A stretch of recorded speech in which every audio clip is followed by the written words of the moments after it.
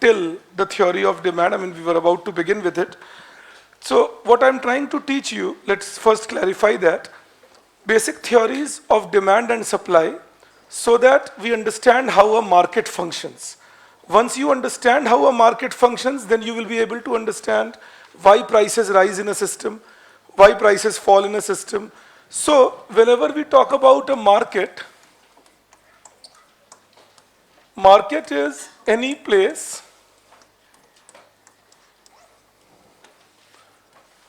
where buyers and sellers meet. So when we study theory of demand, then that is buyer's side of the market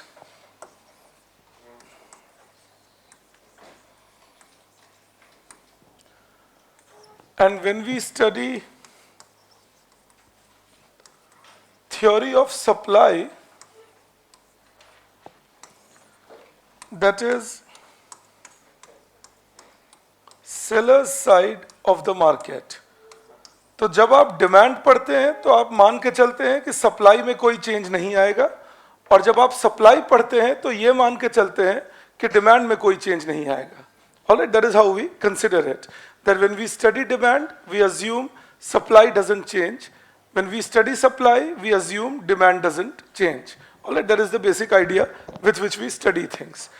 Again, I repeat, consumer side, buyer's side is demand, and producer's side, seller's side is supply. Alright, and once they interact with each other, then we say that the market has an equilibrium, and that decides how price will be determined, what output will be sold, and so on. Alright, so I'm beginning with theory of demand, and then we will do theory of supply. We'll try understanding them, and then we will see how markets operate with each other. I hope you're getting a clarification there. Okay, so we begin with the basic idea, theory of demand. Within that, so when we say theory of demand,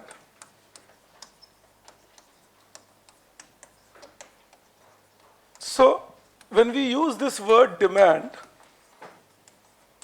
this is amount of a commodity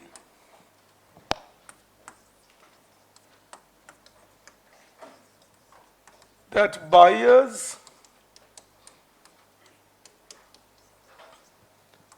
are willing to purchase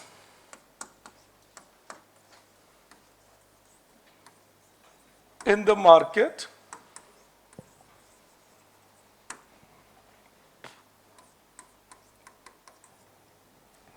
at a given price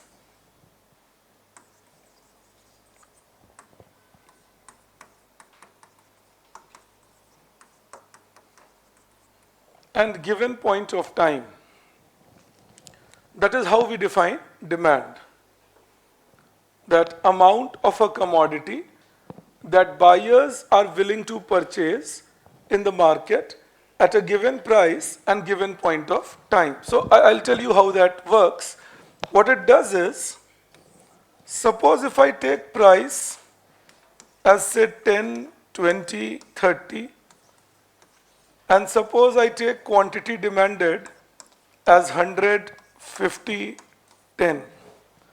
So you know what's happening, understand it like this. Think, why do we demand something, why do we purchase something? We purchase something because it gives us satisfaction. You understand that? आप कुछ भी खरीदते हैं क्योंकि आपको उससे कुछ benefit मिलता है, satisfaction मिलता है. So there is a trade-off, which I was telling you yesterday, an exchange. What is the exchange? What is that trade-off? The trade-off is, I get satisfaction by purchasing the commodity, but then I lose satisfaction by paying money for it. You understand that? That I have to pay for it. So in that case, एक trade-off होता है कि पैसे से मुझे कितना satisfaction मिलता है और सामान से मुझे कितना satisfaction मिलता है.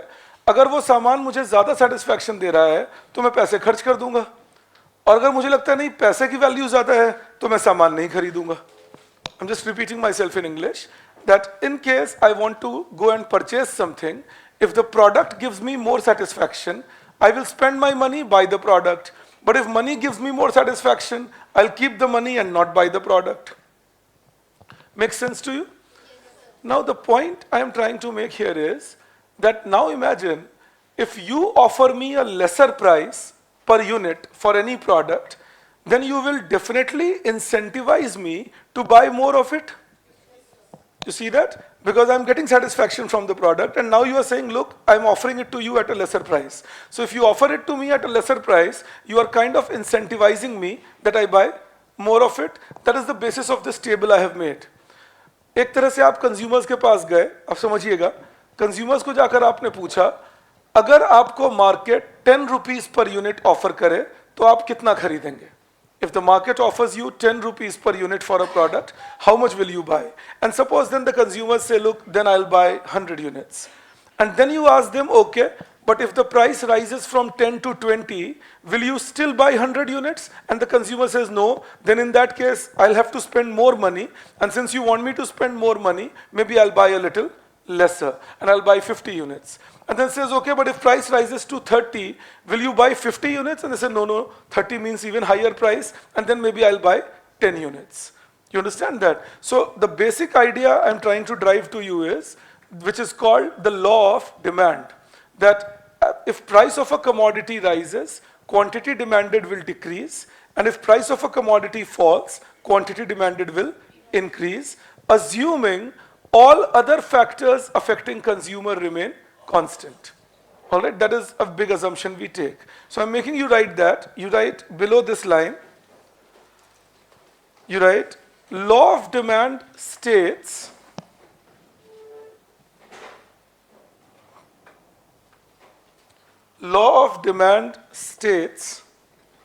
that as price of a commodity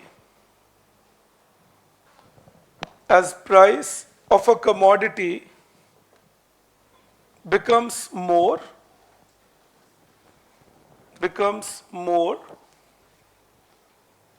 quantity demanded falls, and as price of a commodity becomes less,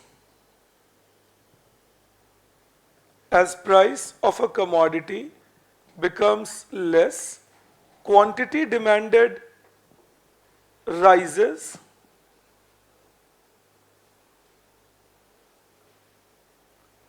assuming all other factors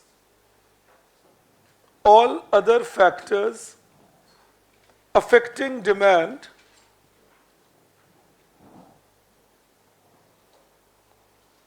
remain constant. I'm just repeating myself. According to law of demand, if price of a commodity rises, quantity demanded falls, and if price of a commodity falls, then quantity demanded rises, assuming all other factors remain constant. It's important, remember. आप याद करिए, last year the price of tomato reached almost 150 rupees per kg, but then somebody must have been buying it. That is why the price could sustain at 150 rupees per kg. It's a perishable commodity. It should have decreased in price if people stopped buying it. And it is no necessity. ऐसा नहीं है कि टमाटर नहीं खाएंगे तो मर जाएंगे. You understand that? लेकिन कोई तो खरीद रहे थे. So if somebody is buying, then of course there is no problem. The price will sustain at a 150 rupees, 200 rupees level. मैं कुछ लोगों को देखता था कंप्लेन कर रहे होते थे, पूरा एक पैकेट टमाटो का हाथ में लेकर क्या बताएं बहुत महंगा हो गया. मत खाओ. I mean, if it is pinching so much, but we don't do that, you know. So why? Because the income levels are high enough. The point I was trying to make was that other factors in real world do not necessarily remain constant. So if my income level is high enough, you can increase the price, I may still go ahead and buy things. But right now we are assuming that other factors like income do not change, and in that case, if price rises, demand will fall. and if price falls, demand will rise. In that process, think, ये जो schedule है इसको मैं एक diagram की तरह draw कर सकता हूं, से taking quantity demanded here and taking price here. ये DD में demand के लिए लिखता रहता हूँ. Alright, so taking quantity demanded here and price here, and I'll get this kind of a relation, that is when price is 30, then demand is 10, and when price is 20, then demand rises to 50, and when price is 10, then demand is 100. Isn't it? So, if I use these relations and join these points, the curve that I get, this is called demand curve. Alright? If I use these relations and join all those points, then the curve that I'll get is what we will call demand curve. Again, it can be a curve, it can be a straight line, that's not a concern. The concern is that it will be downward sloping, because if price rises, then demand falls, and if price falls, then demand rises. Everyone with me on that? Just one more thing you write along with it, that is,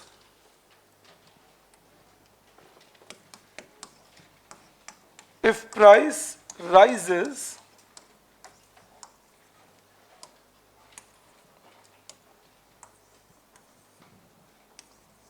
and demand falls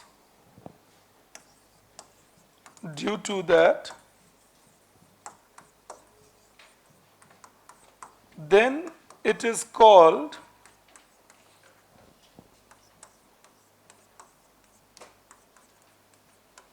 contraction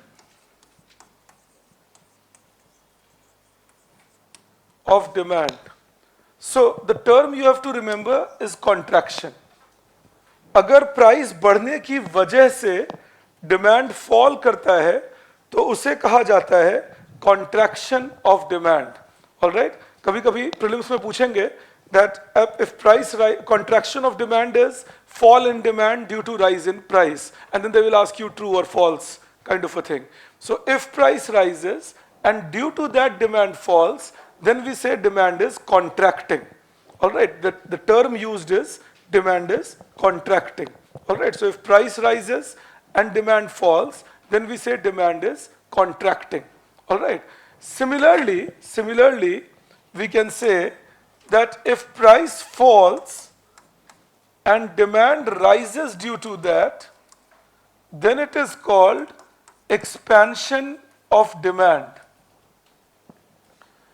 If price falls and demand rises due to that, then it is called expansion of demand. So it can be contraction of demand and expansion of demand. All right, contraction of demand and expansion of demand. अगर price बढ़ने के वजह से demand कम हो गया तो contraction, और अगर प्राइस कम होने के वजह से डिमांड बढ़ गया तो expansion. Alright, if price rises and demand falls, contraction.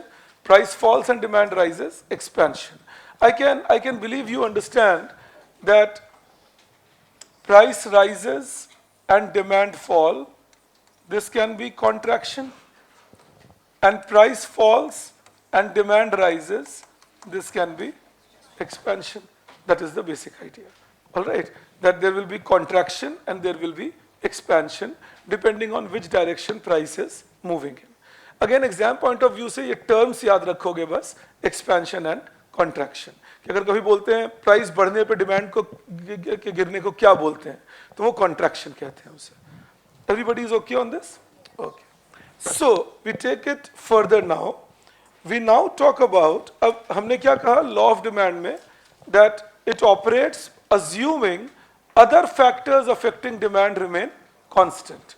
So I am taking you into that, that what are these other factors affecting demand? Other factors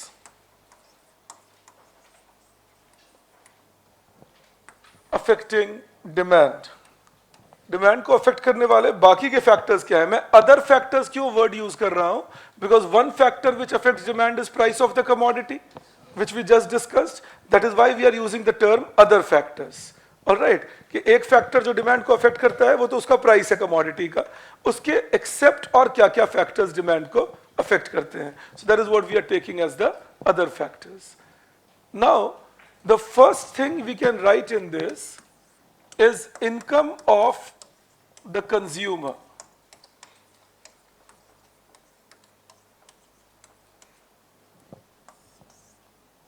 Income of the consumer. Within income of the consumer दो तरह की classification होती हैं. एक जिन्हें हम कहते हैं नॉर्मल गुड्स. अब सोचिए नॉर्मल सिचुएशन में हम क्या करेंगे? If my income becomes more, my demand will become more, and if my income becomes less, my demand will become less. That is a normal situation, isn't it? So we say that such commodities where you see this behavior are normal goods. Commodities where you see a behavior that as income becomes more, demand becomes more, and as income becomes less, demand becomes less, such commodities are called normal goods. All right? So the clothes we wear, the food we eat, the shoes we wear, the car we drive, all these can normally be classified as normal goods. All right, so we say that these are those goods where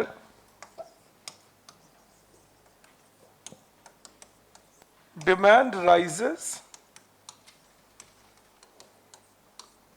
with rise in income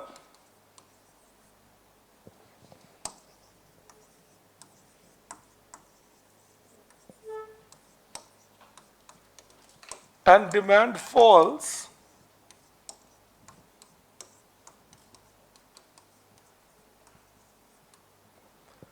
with fall in income. All right, so all those goods where demand rises with rise in income and falls with fall in income. All right, सारे commodities जिनमें demand income के साथ बढ़ जाए और income के साथ ही कम हो, तो इसका मतलब हम कहेंगे वो है normal goods. But remember, certain commodities are showing an opposite relation. मैं आपको एक example देता हूँ. Suppose my income becomes more, and I was earlier riding a motorcycle, and I shift from motorcycle to car. So as my income becomes more, is my demand for motorcycle rising or falling? Falling. And similarly, as my income falls, I again shift back to my motorcycle. So again, as my income falls, my demand for motorcycle is rising. You see the inverse relation? Similarly, think, suppose I am taking my tea in a 3-star hotel. मैं चाय P रहा हूँ एक 3-star hotel में. Then my income becomes more and I shift to a 5-star hotel. Again, in this case, what's happening? The demand for services of a 3-star hotel become lesser as my income rises. And similarly, if my income falls, I may go back to that 3-star hotel, which means the demand for the services will rise as my income falls. You see an inverse relation? Such commodities are called inferior goods. All right. So that is the B category of things here. We say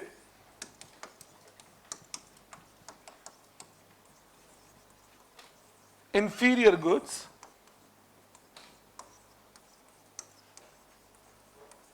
If demand rises with fall in income and falls with rise in income, then they are inferior goods. आप एक बात समझिएगा यहाँ, ये जरूरी है, that it depends from one individual to another that what do they classify as inferior and what do they classify as normal.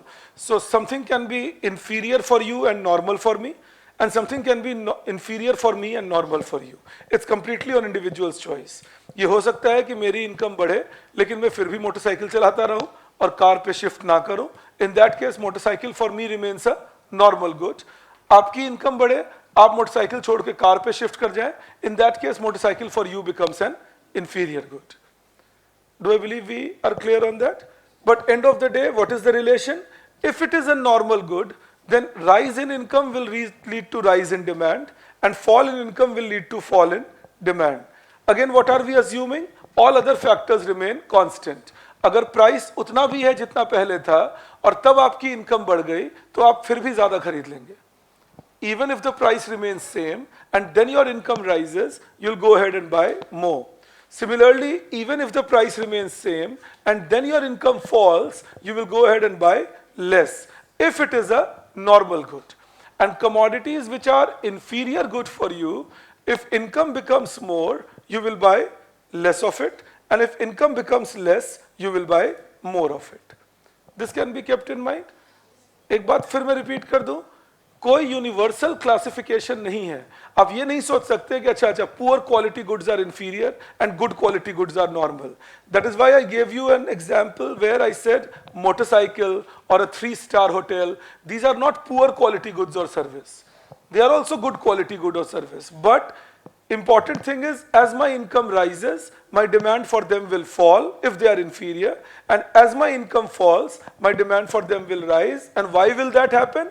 Because as my income rises, I shift to some other commodity rather than those. You understand that? And similarly, as my income falls, I shift away from some commodity and choose them rather than the previous one. And that is why the inverse relationship. With me on this? All right. Then there is the second other factor. This is called price of related goods.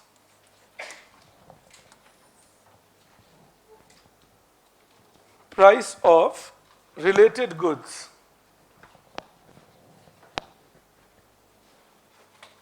Good morning, Prof. Simran. If the rise in income does not change demand, then it is a very exceptional situation where you are not responding to income at all. You will hardly find any such commodity in this world. You know, if you are increasing your income, अच्छा एक बात और समझिएगा, कोई ये नहीं कह रहा कि आपकी इनकम 1 रुपया बढ़ेगी तो आप इमीडिएटली मार्केट भाग जाओगे खरीदने को. Understand that. But when you have, say, a rise in income can be 1,000 rupees, 5,000 rupees, 10,000 rupees. You tend to buy more of a commodity, even sometimes if you are wasting it. Understand that. But we tend to become loose on expenditure on particular commodities. All right. Even as necessity as a salt. You know, but still people start consuming slightly more of that. Maybe if they are buying 500 gram earlier, they might buy 600 gram now, or may buy a 1 kg packet, keep it with themselves, may buy 2 packets extra and say, look, who will go to the market again and again? Let's buy it and keep it with ourselves. And why? When my income is high, I don't mind spending another 50 rupees, buying a package of salt, keeping it at my place. All right, so in real world, as my income rises, my consumption pattern does show a change. All right. ये pattern बदलेगा जरूर मेरे consumption का जैसे मेरी income बढ़ती जाएगी. हाँ, कुछ टिपिकल सिचुएशंस हो सकते हैं. Typical situations like if I am ill, then automatically if I need a medicine, it will not be affected by what level of income I have unless the medicine is not prohibitively costly. You understand that? तो अगर medicine prohibitively costly नहीं है तो वो इस बात पे depend नहीं करेगा कि मेरी इनकम कितनी है. जितना मुझे चाहिए मैं जाके खरीद लूंगा उसे. बट उसमें भी आप समझिएगा, my propensity of buying medicine will change as my income level changes. India जैसे कंट्री में डॉक्टर के यहाँ नहीं जाने को वीरता की निशानी क्यों मानी जाती है? आप देखेंगे, you will see some people, they will get ill and they will still not go to the doctor. There's a basic reason. We have been a poor economy, used to not spending money on our health. और ये individual से लेकर government तक सबको ये दिक्कत है. जो हमारे एसेंशियल्स है हम उनमें कटौती करते रहते हैं. हेल्थ के नाम पर घर में साफ पानी और डिटॉल डाल के सफाई करनी चाहिए, कभी कभी हम वो नहीं करते, वहां सस्ता फिनाइल डालते हैं.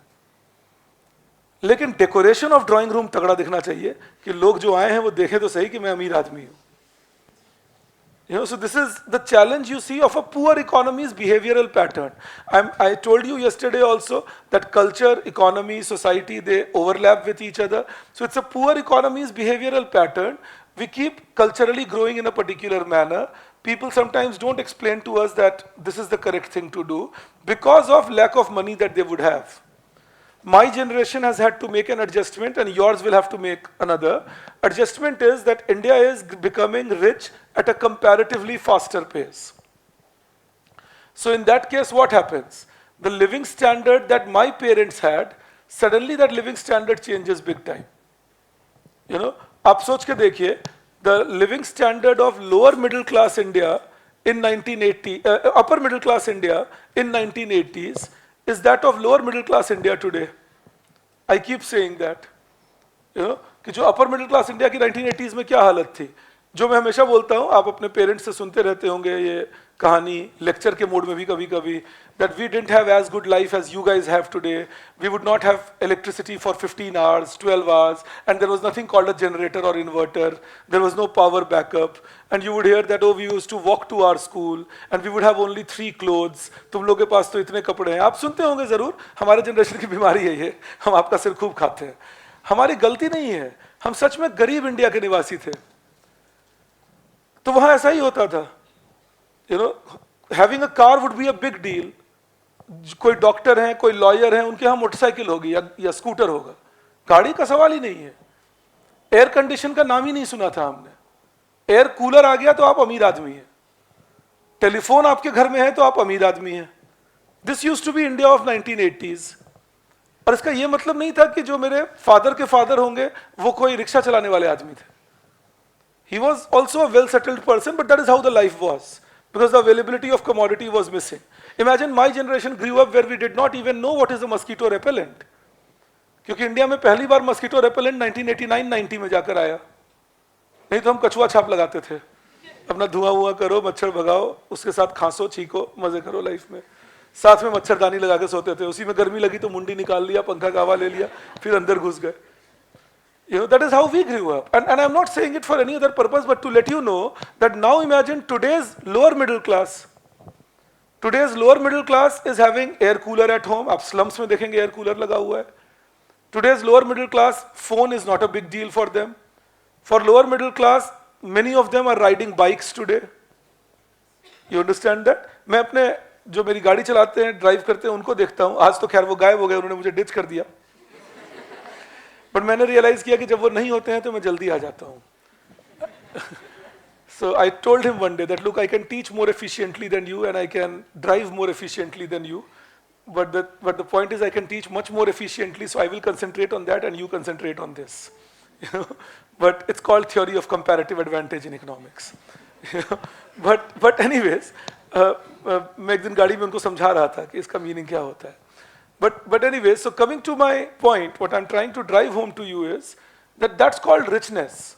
Income has become higher. तो मेरे जनरेशन को क्या एडजस्टमेंट करनी पड़ रही है? Culturally we grew up in a manner. Now there is more money in my pocket, but there are high guilt pangs if I spend them because I am not trained to spend it. अब देखेंगे हमारे आपके parents हमारी generation के हो गए. अब देखेंगे उनको अगर वो कुछ लग्जरी भी खरीदते हैं, they are quite apologetic about it. कोई मान लो बड़ी गाड़ी खरीद ली, कोई आकर बोले अच्छा नई गाड़ी ली, हाँ बच्चों ने जिद कर दी, अदरवाइज तो कभी खुद नहीं कहेंगे कि हाँ भाई मेरा भी बड़ा मन था कि मैं ये बड़ी गाड़ी खरीद लूं. But they'll give you an excuse. That's cultural impact on your demand factor. Understand that. That income has risen, I have a capacity to buy, but then my cultural background restricts me from buying because I've been trained that expenditure is a bad idea. But I again repeat, even then, as income levels start rising, the propensity to spend will rise because people now realize that I am richer than what I was earlier, and the propensity to spend on inferior goods will fall because again people will realize that I am richer than what I was. मैं आपको example दे देता हूँ. My generation would never know soft toys. Again, at least till 9th-10th standard, एक Archies होता था हमारे time पर, तो उसमें जिनके अपने रिलेशंस होते थे तो वो एक दूसरे को गिफ्ट करते थे टेडी वेडी. मेरे जेब में पैसे नहीं होते थे तो मैं वो भी नहीं कर पाता था. लेकिन आपके जनरेशन में क्ले टॉयज नहीं है. We grew up with clay toys. वो क्ले का एलिफेंट होगा और क्ले का कोई कैमल होगा और हम वो क्ले टॉयज से खेलते रहते थे. So because my generation was again 80s generation. मैं आपको इसीलिए कल कह रहा था कि मैं जब बच्चा था तो हड़प्पा के लोग घूमते थे. So that is how it would be. You know, the consumption pattern changes. My only point was that. आप देखेंगे वो consumption pattern और भी जगह बदलता दिखेगा आपको. आपके जनरेशन में कल्चरली प्रिवेल करता है कभी कभी. जैसे बड़े भाई का कपड़ा छोटे भाई को दे दिया, बड़े बहन का कपड़ा छोटे बहन को दे दिया, बड़े भाई का साइकिल छोटे भाई को दे दिया. आप देखेंगे ऐसा होता है. ये 1970s 60s इंडिया की मजबूरी थी. It was forced on 1960s 70s India because the things were costlier and income was low. So you bought a cloth one time and you thought, okay, now the elder son wears it and maybe the younger son can wear it and maybe if there is a third child usko bhi pehna hi denge. You know, that is how it would go. I grew up like that. My elder sons, my eldest brother's clothes, they will be given to me. कि भैया के कपड़े छोटे हो गए तुम पहन लो, भैया की साइकिल पुरानी हो गई तुम ले लो. भैया की शादी हो रही थी मैं बड़ा वरीड था. लेकिन चलिए मामला ठीक रहा. But anyways, jokes apart, the point that I am making to you is, please keep it in mind that economic factors, cultural factors, social factors all have an interaction as they go forward. Now that's income of the consumer. What's next? The next is price of related goods, in which we get A, substitute goods,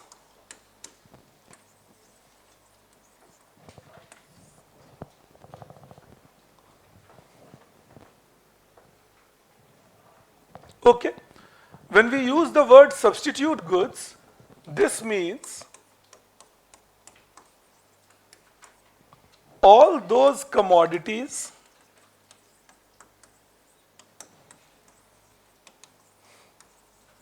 which can be used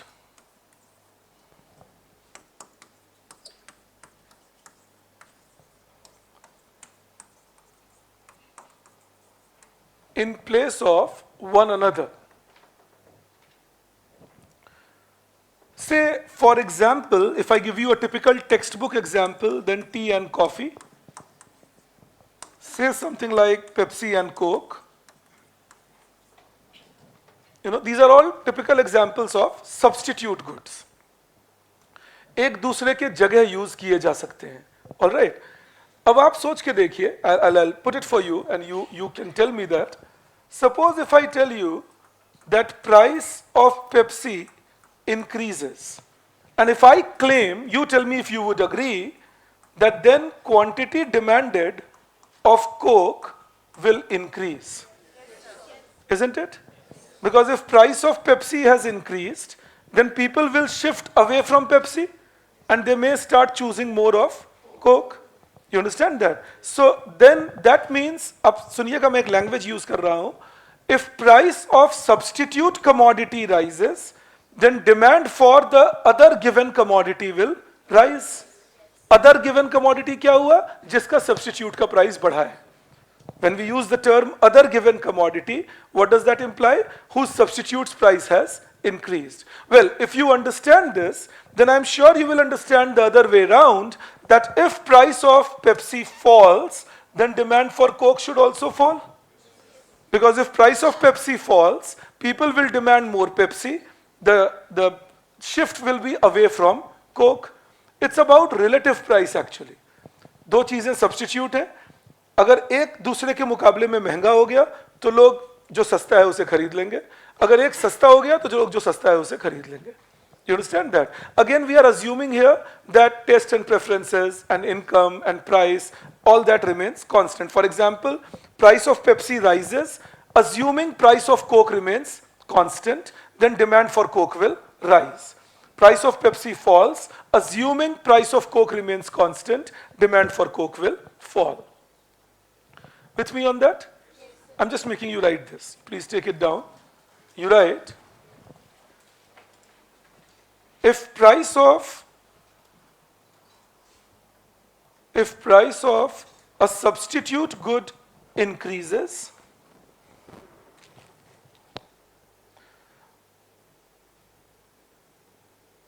if price of a substitute good increases, then demand for the given commodity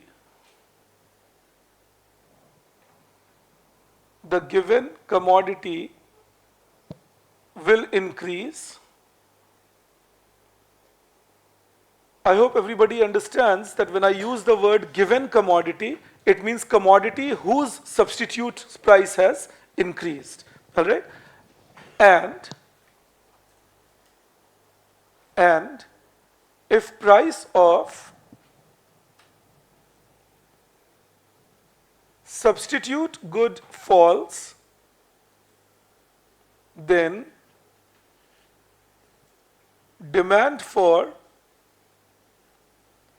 given commodity will fall. If price of substitute good falls, then demand for given commodity will fall. Everybody okay on that? Fair enough. इसीलिए पता है क्या आप देखेंगे, देखो substitutes का मतलब एक तरह से क्या हुआ, जितने क्लोज सब्स्टिट्यूट्स होंगे आपके कमोडिटी के मार्केट में, उतना आपका market power as a producer कम हो जाता है. If there are more close substitutes for your commodity in the market, then market power as a producer is lesser. So you will see that is why firms or producers generally do not like competition a lot. All right. Why? Because if there are lesser number of companies, lesser number of firms, lesser producers, then I can always charge relatively more and I can always pay my workers relatively less. Because I know that my workers don't have an option. I am one of the few employers and I know that my consumers don't have an option. आपको जानबूझ के ये कहानी सुना रहा हूँ. This is India's story to a great extent before 1991. And this is India's story in certain commodities even today. That as a consumer, if you don't, आपको एक example देता हूँ मैं, आप सोचिए. Telecom charges India में इतने low हो गए. It's almost free today. You know, you go for a recharge and you get internet at a cheap rate and so on. But then the government could not do it. Supposedly we are told that अगर सरकार होगी तो दाम को control में रखेंगे. But जब सिर्फ MTNL थे और Department of Telecom था, when there was no private company in India, telecom charges used to be sky high. I mean, I remember in my college days, it used to be only landline. Mobile phones का तो खैर सवाल ही नहीं था. But even for landline, it used to be 36 rupees per minute if you are doing an STD call. It used to be 5 rupees per minute for local calls. And I am talking 32 years ago. And telecom density of India used to be pathetic. It used to be 2 per 1000. Telecom density होता है number of telephones per 1000 of population. कि अगर 1000 लोग में कितने लोगों के पास telephone है, वो 2 per 1000 होता था. और telecom charges used to be huge. Believe me, बहुत तकलीफ होती थी. People in long distance relation like us used to be in bad situation. But then, and it used to be 9 rupees per minute if you called after 9 o'clock at night. And then those telephone booths will be filled with people because everybody would be queuing up to call their homes, etc. after 9 o'clock at night. And then it changed as we started bringing in competition and more people started coming in, more firms started competing.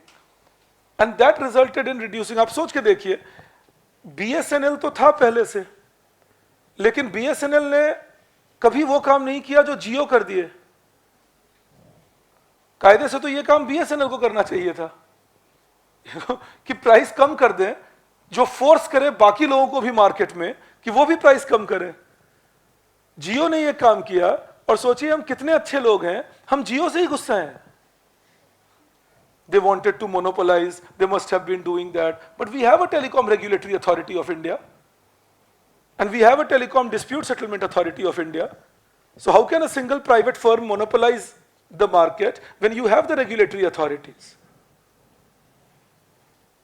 अब आप कहेंगे नहीं sir, सब लोग बिक जाते हैं अंबानी अदानी के हाथ से. बस इसी स्केप्टिसिज्म से बचो अपने आंसर राइटिंग में और अपनी सोच में भी. India, like any system, has share of corrupt people, and India, like any system, has share of honest people. जब आप कहते हैं ना सरकार भ्रष्ट है, सरकार करप्ट है, सरकारी दफ्तरों में चोरी होती है, आप उन सभी लोगों के साथ, कुछ उनमें से आपके पेरेंट्स हो सकते हैं या क्लोज रिलेटिव या दोस्त हो सकते हैं, बहुत अन्याय कर रहे हैं, जो बेचारे ईमानदारी से 9:30 to 5:30 की अपनी नौकरी कर रहे हैं और कोई घूस नहीं ले रहे, नियम से अपने ऑफिस जाते हैं, लौट कर आते हैं। अगर आपके पेरेंट्स कोई होंगे, आपको भी अच्छे संस्कार दे रहे हैं कि भाई गड़बड़ मत करना, ठीक से रहना। अब सोचिए, जब आप कहते हैं सरकार भ्रष्ट है, आपने इन सबको लपेट दिया ना, without any fault of theirs. So some people in the government are surely corrupt, but then there are many in the government who are surely not corrupt.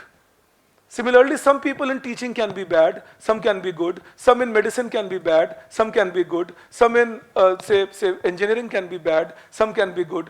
That doesn't mean you use a common noun to paint everybody by that name. That, oh, they are all inefficient. But they're not all. A system prevails because there are good people also in it. Otherwise, the system would have collapsed long back, like we see in many other countries of this world. जहाँ system collapse कर जाता है. हमारा system prevail कर रहा है क्योंकि कुछ लोग हैं जो सिस्टम को होल्ड आउट किए हुए हैं, तो उसके वजह से, और ये कुछ काफी नंबर में है, ऐसा नहीं कुछ ही लोग हैं. आप ऑन एन एवरेज देख के देखिए, दैट ऑन एन एवरेज मैं बोल रहा हूं, that if you see, again I will repeat, you see government servants around you, some of you may be coming from families where your parents can be in government service. कितने लोगों को आप अपने around देखते हैं जो 100 करोड़ का घपला करने में लगे हुए हैं? तभी तो वो न्यूज बनता है ना कि इन्होंने ऐसा किया. अगर सब लग जाएंगे तो न्यूज नहीं बनेगा. ऐसा कोई न्यूज आप कभी देखते हैं इराक या लीबिया के बारे में? क्योंकि वहां सभी लगे हुए हैं. The system has collapsed after से सद्दाम हुसैन वाज रिमूव्ड और Gaddafi was removed. They don't have a system anymore, so this it doesn't make any news. You know, Sudan में भी तो चल रहा है एक लड़ाई, बट रशिया यूक्रेन की तरह रोज समाचार नहीं आता उसके ऊपर. लोग मान के चलते थे ये लड़ेंगे बेचारे. सीरिया में भी तो लड़ाई चल रही है. ये बड़ा आश्चर्य लगता है मुझे, that if a person with blonde hair and blue eyes dies, then it is more valuable. But somebody with black hair and black eye dies, then we don't bother. It is not newsworthy. So in Syria there can be a war going on for 10 years now, 12 years. We don't even talk about it. You know, आप सोच के देखिए. तो ये इसलिए आपको समझा रहा हूं, बिकॉज अगर आप स्केप्टिक हो गए सिस्टम के लिए तो थोड़ी गड़बड़ हो जाती है, आपके आंसर्स थोड़े खराब हो जाते हैं. और साथ में सोचिए इंटरव्यू वगैरह में आपकी पर्सनालिटी पे क्या रिफ्लेक्ट होगा. How will it reflect on your personality if you say या election commission is corrupt, judiciary is corrupt, government is corrupt, all cabinet secretary is corrupt, and I want to become something similar. I want to be in this. You can't have that vision to join this system. The system can be corrupt, but or some people can be corrupt in the system, and the system might be weak, but you are planning to be officers in the system who are planning to improve the system from within. आप बिल्कुल clear रहिएगा कि real life में दो चीजें बिल्कुल नहीं होती. एक, तुम अगर IAS IPS बन भी गए तो YouTube वीडियोस की तरह तुम गाड़ी से उतरोगे और पीछे म्यूजिक नहीं बज रहा होगा. ठीक है, जैसे दिखाते हैं IPS ऑफिसर की लाइफ, टैटू म्यूजिक बज, ऐसा कुछ नहीं होगा. दूसरा, तुम बन भी गए तो तुम सिंघम नहीं बनोगे कि तुम मारोगे तो आदमी टप्पा खा के ऊपर आए. Real world is not at all that. Real world has a lot of activities that happen on the ground where many good people are doing a lot of good things due to which we are surviving. आप कभी सोच के देखिए, no, thankfully no killings in mainland India. Border areas, I can agree, they are disturbed because of our friendly neighbors. You know, but no killing in mainland India after 26/11 Mumbai blast, except for maybe a Pune bakery blast where unfortunately one person lost life in 2011. Nobody writes a thank you email to Ministry of Home. कोई तो hard work कर रहा होगा भाई. ऐसा थोड़ी कोई कोशिश नहीं करते होंगे कि एक ब्रीफकेस रख दूं और 2000 लोग एक साथ उड़े. Somebody is doing that hard work that it's not happening in my country post 26/11. तो 2008 से 2024 होने को आया. People may be trying to attack, but that attack is not being allowed. I repeat the word allowed in my system. तो ministry of home में लगे हुए हैं लोग जो ये नहीं होने दे रहे. और मुझे कांग्रेस पार्टी पे आश्चर्य लगता है जब उनको बीजेपी बोलते हैं कि इनके समय ब्लास्ट होता था, तो वो बोलती ही नहीं है कि भाई 2008 से 2014 तक नहीं हुआ. वो उल्टा और डिफेंसिव हो जाते हैं, उसमें हिंदू मुस्लिम खेलने लगते हैं, दोनों साइड मतलब वो खेलने की जरूरत ही नहीं है. गो बाय फैक्ट्स एंड से look from 2008 to 2014 we also administered efficiently because we had an efficient home minister like P Chidambaram, so there was no blast till 13 kind of. Home ministry inefficient होगी तो blast होंगे फिर से. कर्नाटका में home ministry inefficient हुई, एक blast और हो गया. इट्स ऑल अबाउट गवर्नमेंट का बहुत बड़ा रोल है किसी भी सिस्टम को चलाने में. It's a huge role that the government plays in running a system. And believe me, I'm saying it with all conviction, even though I'm not a big fan of government dominance. I am a very liberal-minded person from within. मेरे हिसाब से सरकार का काम सरकार चलाना है, लोगों के घर में घुस के झांकना ताकना नहीं है. लेकिन फिर भी सरकार का होना बहुत जरूरी है, because government does all these things behind the scene. Why am I telling you this here? Because that is why we have to remember that unless you don't create transparency in the government and competition in the market, you cannot have a good economic system. You need government to be transparent. जो भी decision लिए, क्यों लिए, कैसे लिए, क्या हुआ, if people know about it and it is in public domain, then corruption can be controlled to a great extent. Because everybody will know, look, I can be caught. You understand that? And similarly, if there is competition in the market, then the producers will realize that, look, if I supply bad quality, people will reject me. And look, if I supply higher price, then people will reject me. That's very important power to have. Markets are like democracies. आज आप मुझे सुनने को तैयार हो तो मैं voted इन हूं मार्केट में. आप सुनने को तैयार नहीं रहोगे अगर नहीं विभास बकवास पढ़ाता है, उसका पढ़ाया कुछ आता वाता है नहीं पेपर में, तो मैं वोट आउट हो जाऊंगा. It's like that.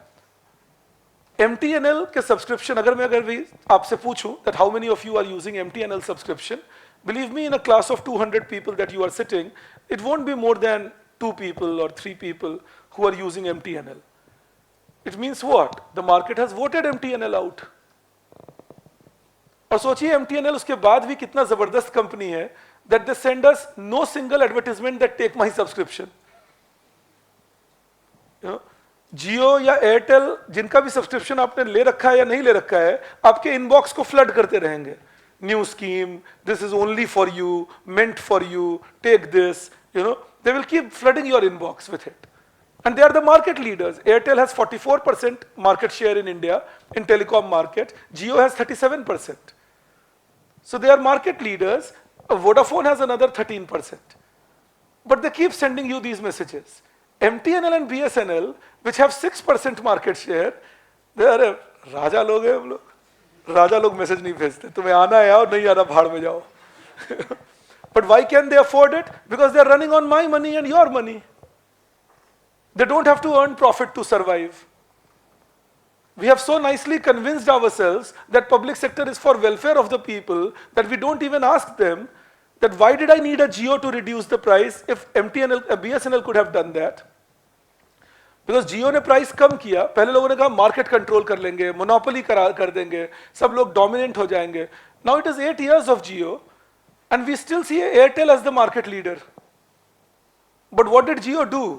It reduced the prices so drastically that it forced Airtel and Vodafone also to reduce their prices. But the interesting and very important fact is, still Airtel is in profit and Vodafone's losses have gone down.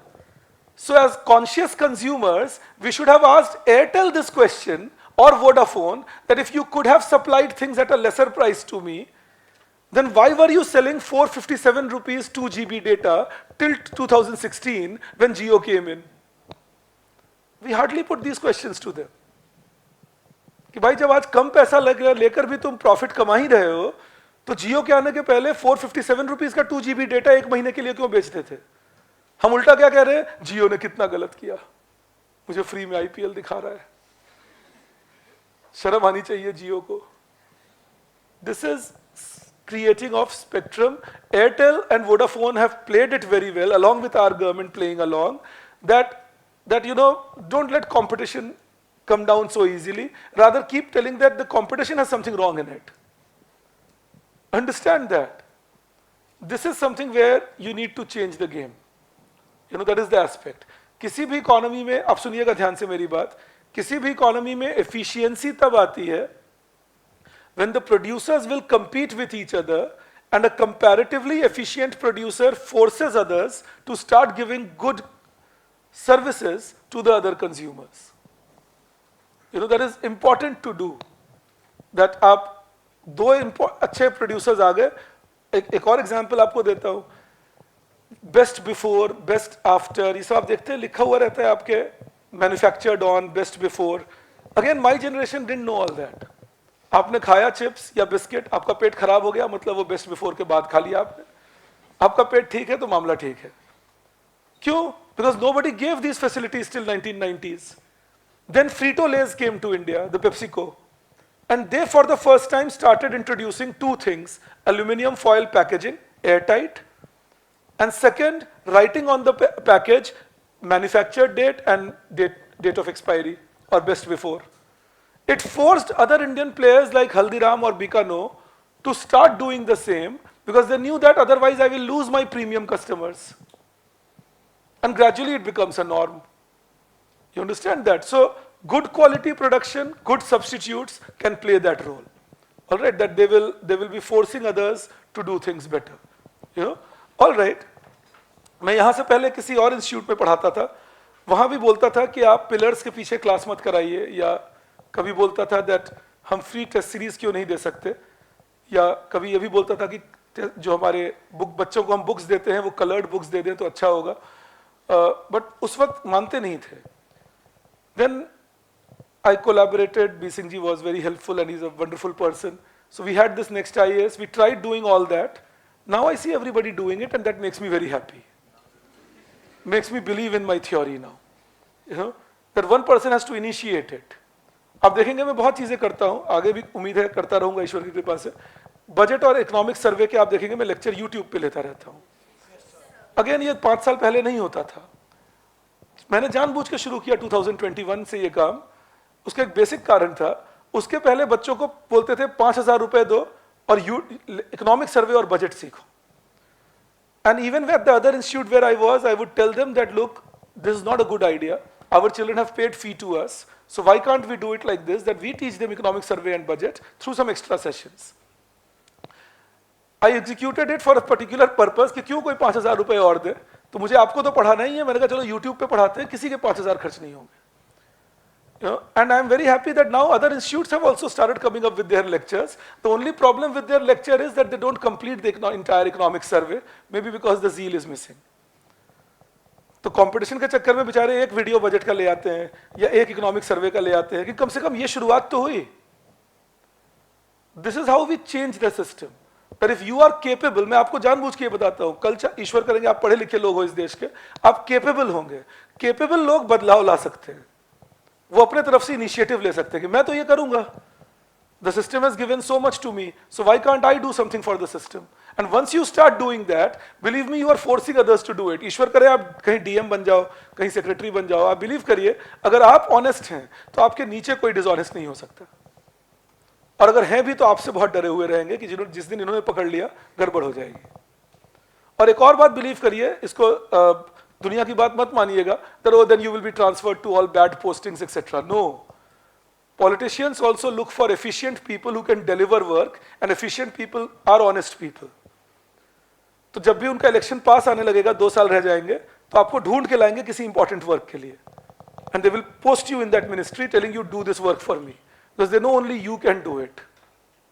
You may be given a shunting posting for a couple of years, getting angry that तुम honest क्यों हो, लेकिन 2-3 साल में आपको बुला जरूर लेंगे कि तुम आ जाओ भाई ये करके दिखाओ, क्योंकि उनको पता है तुम ही कर सकते हो. So don't buy all those market theories that oh corruption is a necessity and you got to be. Corruption के excuses हैं ये. जो internally corrupt है उनसे रहा नहीं जाता बेचारों से. तो वो दूसरों को भी समझाते हैं that no corruption is a necessity. You have to be corrupt to prevail in system. You don't have to be. You just have to make sure that you do your work diligently. Nobody is going to do anything wrong to you. People know that this fellow works diligently. और तुम diligently काम करोगे तो तुम्हें जहाँ भी भेज दे अच्छा ही कर लोगे. You know, वो posting कुछ भी कर दे तुम्हारी. Anyways, now coming to this here, apart from substitute goods in price of related goods, there is one more type of commodity which we call, say B, complementary goods. So complementary goods are commodities which are used together to satisfy any given want. So when we talk about complements, complementary goods, they are used together to satisfy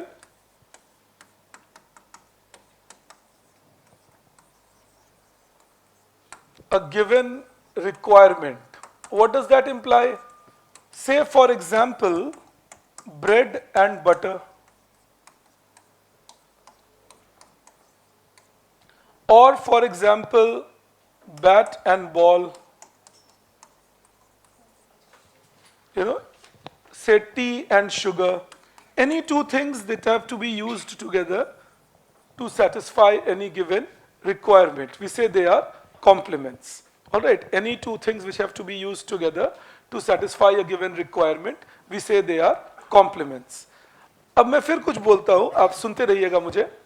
Suppose if I say that price of bread increases, then demand for bread will increase or decrease? Decrease.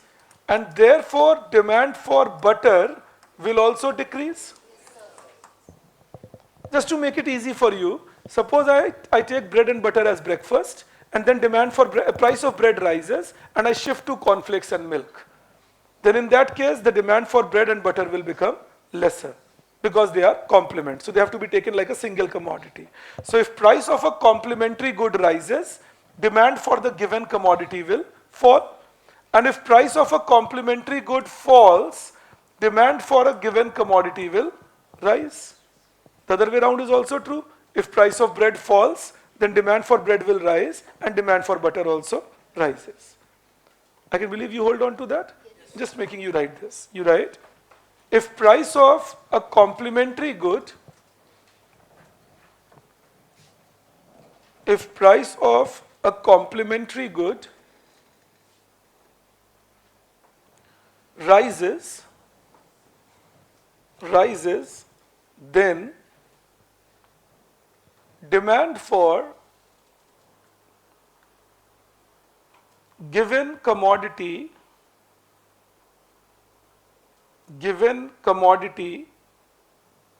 will fall, and if price of complementary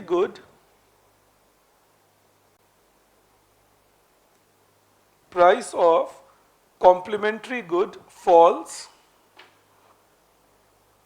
then demand for given commodity rises. I am assuming that all of us are clear that when I use the word given commodity, it simply means the commodity whose complement or commodity whose substitutes price has increased or decreased. All right. Then you write the third point. This was second. So income of the consumer, price of related goods. Now I take you into third point, that is tastes and preferences.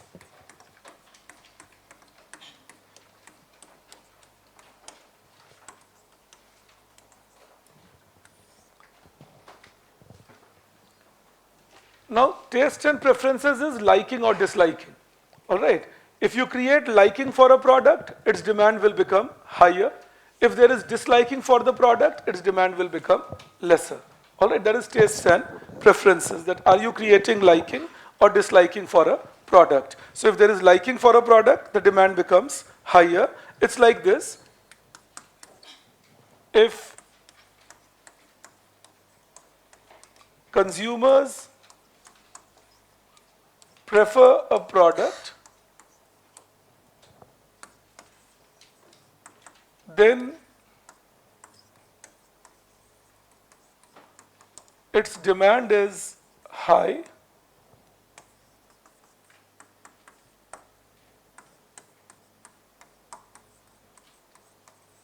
and if preferences fall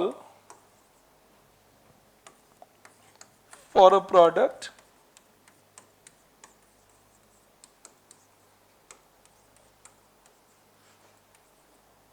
then its demand is low. If consumers prefer a product, then its demand is high, and if preferences fall for a product, then its demand is low. All right? That is why you will see that the firms keep advertising to make their products more preferred. Sometimes they also advertise to catch you young. I'll give you an example. Suppose there is a 5-year-old kid, and this 5-year-old kid sees an advertisement where MS Dhoni is saying that Boost is the secret of my energy. Now this kid goes to the shop with his parents. The parents say, which energy drink do we buy for you? And the kid says, yes, buy Boost for me. I have understood the secret of energy now. So the kid starts taking Boost as the energy drink, and then the kid grows up, becomes 15, 16 years of age. Somebody asks the kid one day that why do you take Boost only, why nothing else? And the kid says, it is my choice. मुझे यही अच्छा लगता है. उनको याद ही नहीं होगा कि उनको किसी ने बचपन में ये अच्छा लगवा दिया था, among many other choices. You understand that? So this is the basic idea of advertisement. मैं आपको जानबूझ के ये बात बताता हूँ. इसी तरह से अगर आप अपने नॉलेज बेस को सिर्फ एक अखबार के ऊपर निर्भर रखोगे, then आपको लगेगा these are my thoughts, but they are thoughts based on what has been fed to you through the editorial choice of one newspaper. So they will keep feeding you with a particular type of choice. You will keep reading it every day, and after 6 months, you will be speaking their language without even realizing you are doing that. So remain very conscious. चल तो रहा है ना? अच्छा ठीक है. So the bottom line, what I hope you understand that. ये दिमाग में रखना. आपके जैसा फिर क्या करें और कुछ मत करो. एक तो आपके टीचर्स कुछ बोलते हैं तो उसे ध्यान से सुन लो.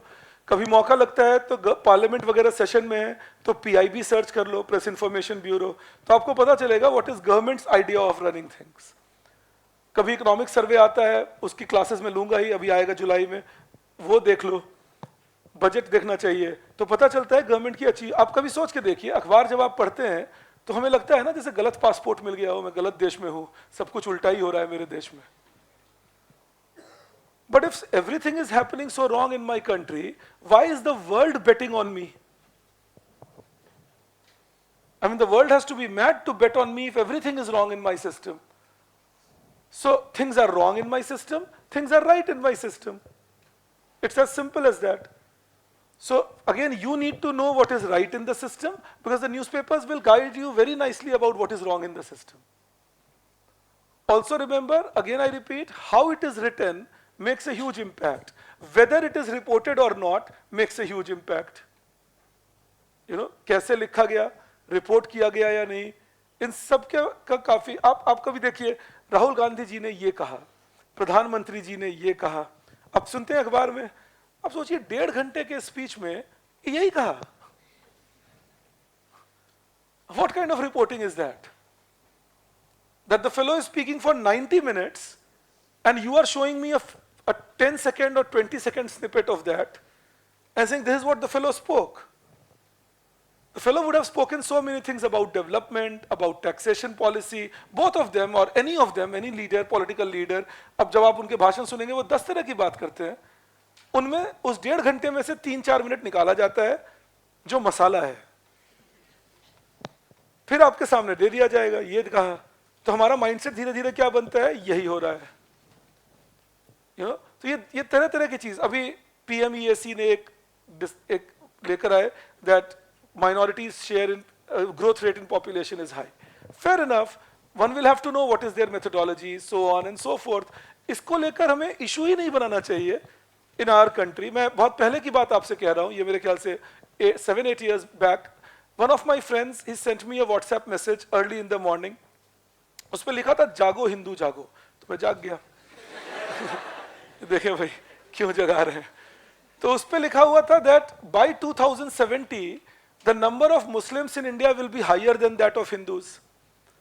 Now I come with an economics research system, मैं वही काम धंधा है मेरा, तो मैंने उनको वापस एक मैसेज भेजा, एक सवाल के साथ कैलकुलेट करके दिखाया उन्हें।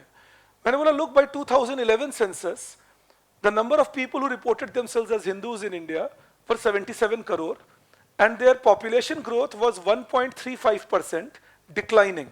Declining means every year it is coming down, but 1.35%. And number of people who reported themselves as Muslims was around 20 crore, and their population growth was 1.82%, declining. If I remove the word declining and believe that Hindus grow at 1.35, Muslims grow at 1.82, still if, and I gave him the entire Excel sheet, उस पे exponential series को project करके भी उनको दिखाया, देखो अगर मान लें ये बात सच है, तो भी Muslims will take around 1,576 years to increase their number beyond the number of Hindus in India. तो 2070 का नंबर तुम्हारे पास कैसे आया? वो नाराज हो गए, मेरे वाइफ को बोले रूड हो गया है।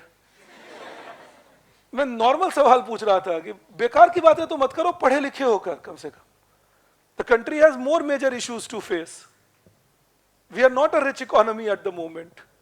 तो ये बातों में क्या लगा रखा है इससे? और कोई भी रिलीजन फॉलो करते हो, जब हमारे देश के हैं तो बात ही खत्म हो गई। वहां any religion people can follow, कोई ना फॉलो करे। अमेरिका में तो एथिस्ट का नंबर बढ़ता जा रहा है, people who are reporting as not following any religion, they don't get majorly. ये बॉदरेशंस पता है कहां से आनी शुरू होती हैं? और अगेन आप कभी मत सोचिएगा कि हाँ सर बीजेपी ये करती है, ये पॉलिटिकल खिचड़ी है। जिनको वोट लेना है मान लीजिए मुस्लिम्स से, और उनको वोट बैंक बनाना है, तो उनको जाकर बोलेंगे ये पार्टी अगर आ गई तो खतरा है तुम्हें। और जो दूसरे पार्टी हैं उनको क्या लगता है, चलो मैं खतरा बन के दिखाता हूं, तो कुछ लोग जो मेरे साइड पे मूर्ख हैं वो इधर से मुझे वोट दे देंगे। अगर आप बाई चांस, आप क्योंकि अब यंग और थिंकिंग ब्रेन्स हैं, आपके मन में आ सकता है नहीं सर हमने देखा एक बहुत अजीब अजीब बात कर रहे थे, पर्टिकुलर मुस्लिम थे या पर्टिकुलर हिंदू थे। ठीक है, सोचिए out of 78 crore Hindus, even if 78 lakh are talking nonsense, then the other 99% are not, no? Out of 22 crore Muslims, even if 22 lakhs are talking nonsense, other 99% are not. But if you catch 1% version and keep playing it on television channels on a loop, it will look as if we are living in that country and in that system. And then the foreigners have a field day. वो खूब मजे लेते हैं, तुम्हारे देश में तो लगता है झगड़ा चल रहा है। आके देखो नहीं चल रहा है झगड़ा, ऐसा कोई झगड़ा नहीं है। मैं ईद के दिन अयाज सर के यहाँ होता हूँ, रामनवमी के दिन वो मेरे घर होते हैं। कौन सा झगड़ा है भाई? आप शायद अयाज सर से मिले हो या नहीं, मैं नहीं जानता। मिल चुके हैं? नहीं, आप मिलेंगे। He is a wonderful teacher, he will teach you science and tech and a great brain. हम दोनों का नजरिया अलग अलग है, जबकि we think differently, but we are great friends together, you know. तो और दोनों सीखते हैं एक दूसरे से कुछ ना कुछ। उसमें रिलीजन कहाँ आ गया बीच में? उनका नाम कुछ और होता और मेरा नाम कुछ और होता तो भी दोस्त होते। आपको जानबूझ के ये समझाता हूँ, क्यों यहाँ ये इकोनॉमिक्स के साथ ये बताता हूँ। Countries which do not have trust, countries which do not have peace are never prosperous. Prosperity will require trust and peace, you know, and prosperity then grows much faster. But trust and peace is, आप कहेंगे sir इसमें लोगों की भी गलती है, बिल्कुल है, लेकिन मैं आपको एक इजी एग्जांपल देता हूं कि हम नेताजी या जो कमांड कर रहे हैं, कोई भी हो, जरूरी, अगर मैं रिपीट करूंगा जरूरी नहीं सरकार, ऑपोजिशन भी ये हरकत करते हैं। मुझे कुछ, मैं एग्जांपल देता हूं। इस क्लासरूम में आप कितने अच्छे से बैठे हैं, boys girls sitting by each other side, nicely friends to each other. मुझे बस एक डिबेट शुरू करना है, मेन आर सुपीरियर और विमेन आर सुपीरियर। एक घंटे बाद ऐसे देख रहे होंगे एक दूसरे को, तू ही है वो आदमी। Just one debate I have to bring up and you will see how it takes up after that. So there are cracks always, we don't have to make fissures out of those cracks. The important factor is that, you know, preferences को अपनी तरफ मोड़ने के लिए positive work करें तो ज्यादा अच्छा है। That I am working so positively that people prefer to be with me, rather than trying to play on the fear of the people in order to make them, you know, come towards me. That's a very important thing to keep in mind. Leadership is required to do that. If leadership doesn't do that, it becomes a challenge for future growth of any system. मैं ये बातें और clear करूंगा आपको जब मैं India after 47 पढ़ाऊंगा आपको, but keep that in mind. A disturbed politics, the way we were in 1970s, if you would recall, Mrs. Gandhi would be a similar polarizing figure like Mr. Modi is. You know, they were similar polarizing people. जो लोग प्यार करते हैं वो जबरदस्त प्यार करते हैं, और जो नहीं प्यार करते वो जबरदस्त नहीं प्यार करते. कोई सेंस नहीं देख रहा होता उसमें, you know, कि क्या बात चल रही है. तो मिसेस गांधी ऐसे ही थे. आप देखिए 1970 to 1980 is the decade when we grew the slowest ever in India's economic history. And why did that happen? Because there would be huge polarization. Either people would say Indira is India, India is Indira, or people would say Indira hatao, desh bachao. There was nothing in between. There was no trust. Everybody will change what the other government had done. They would believe no, the other side is the enemy. This is the basic challenge that one has to understand.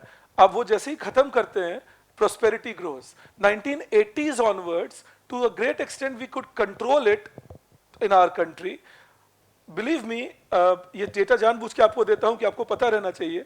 Between 1981 till 2024, India is the only country apart from South Korea which has grown at an average growth rate of 6.5% GDP per annum for 40 plus years continuously.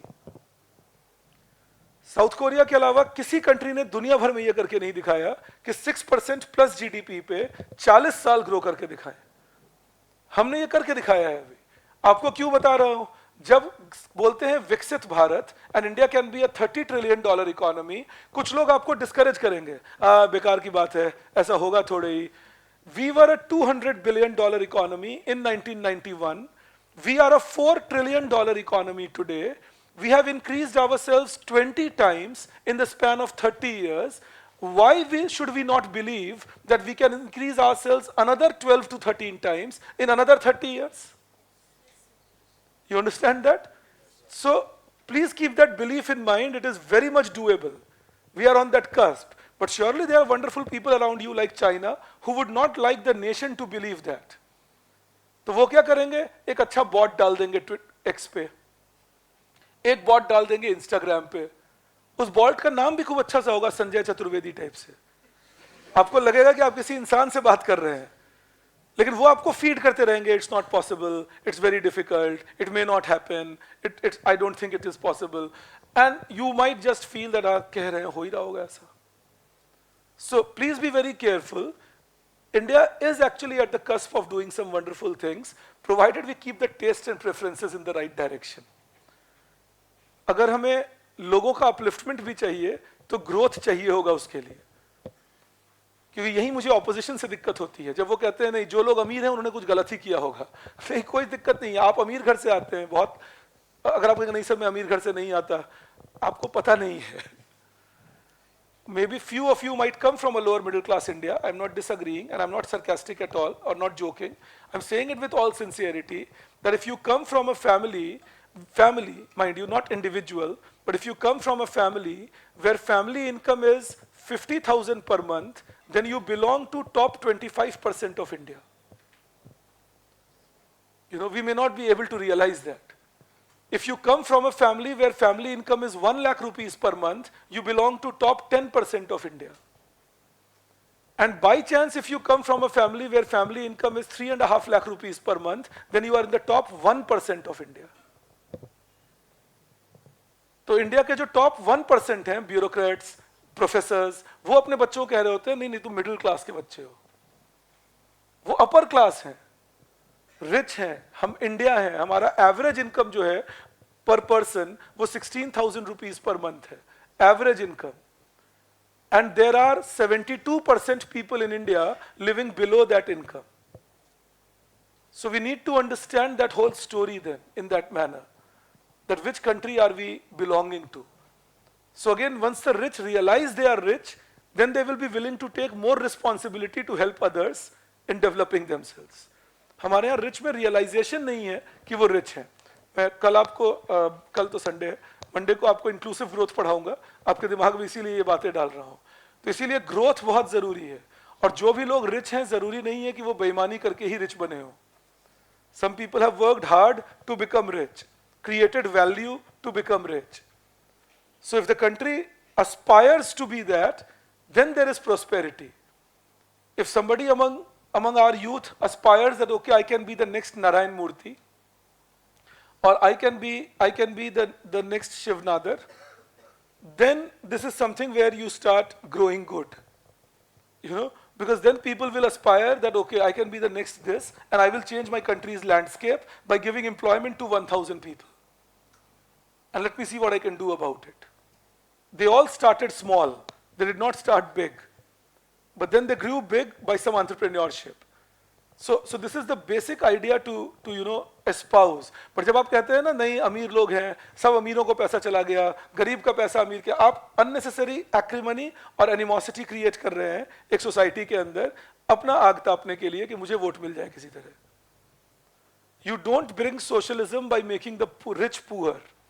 You bring socialism by making the poor empowered. So even if I want equity in my country, I will need to make sure my poors are empowered. आप सोच के देखिए, बड़े नेता थे जवाहरलाल नेहरू, राजेंद्र प्रसाद, वल्लभ भाई पटेल, इनको भी मन करता होगा मनरेगा हो मेरे देश में, and so on, या मेरे देश में समग्र शिक्षा अभियान हो, but money was not there. So once you have money in your pocket and you are rich as an economy, you have money to distribute, provided, and that's a big if, provided you have policies to reach out to the people. Because it is not sufficient that only money will uplift. You will keep this part of the discussion in mind, that growth of GDP or growth of income is not a sufficient condition to make everybody better off, but it is a necessary condition to make people better off. अगर आपका income high नहीं है, तो आप distribute क्या करेंगे? तो income को तो high होना पड़ेगा. और income high कैसे होगा? When you promote entrepreneurship, promote good education, promote business development. Because government has a capacity to give jobs. India में 55 करोड़ लोग हैं workforce में. 55 crore, mind you.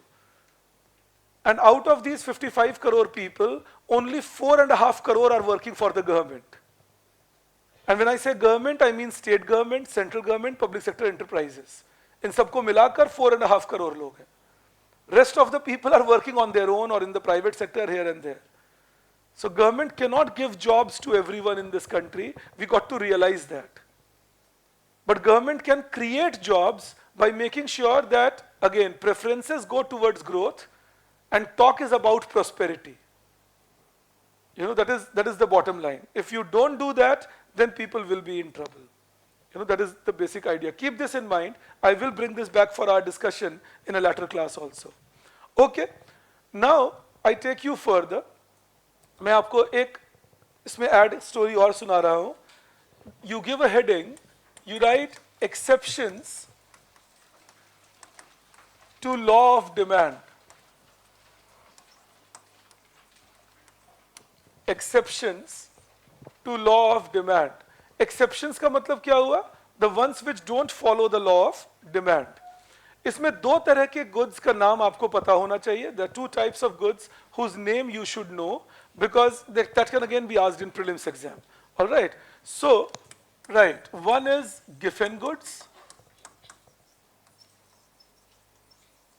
So these are very poor quality inferior goods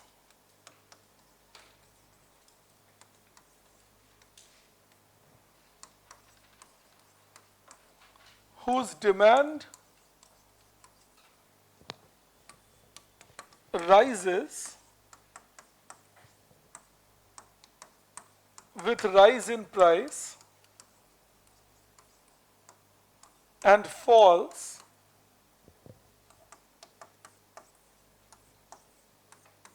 with fall in price.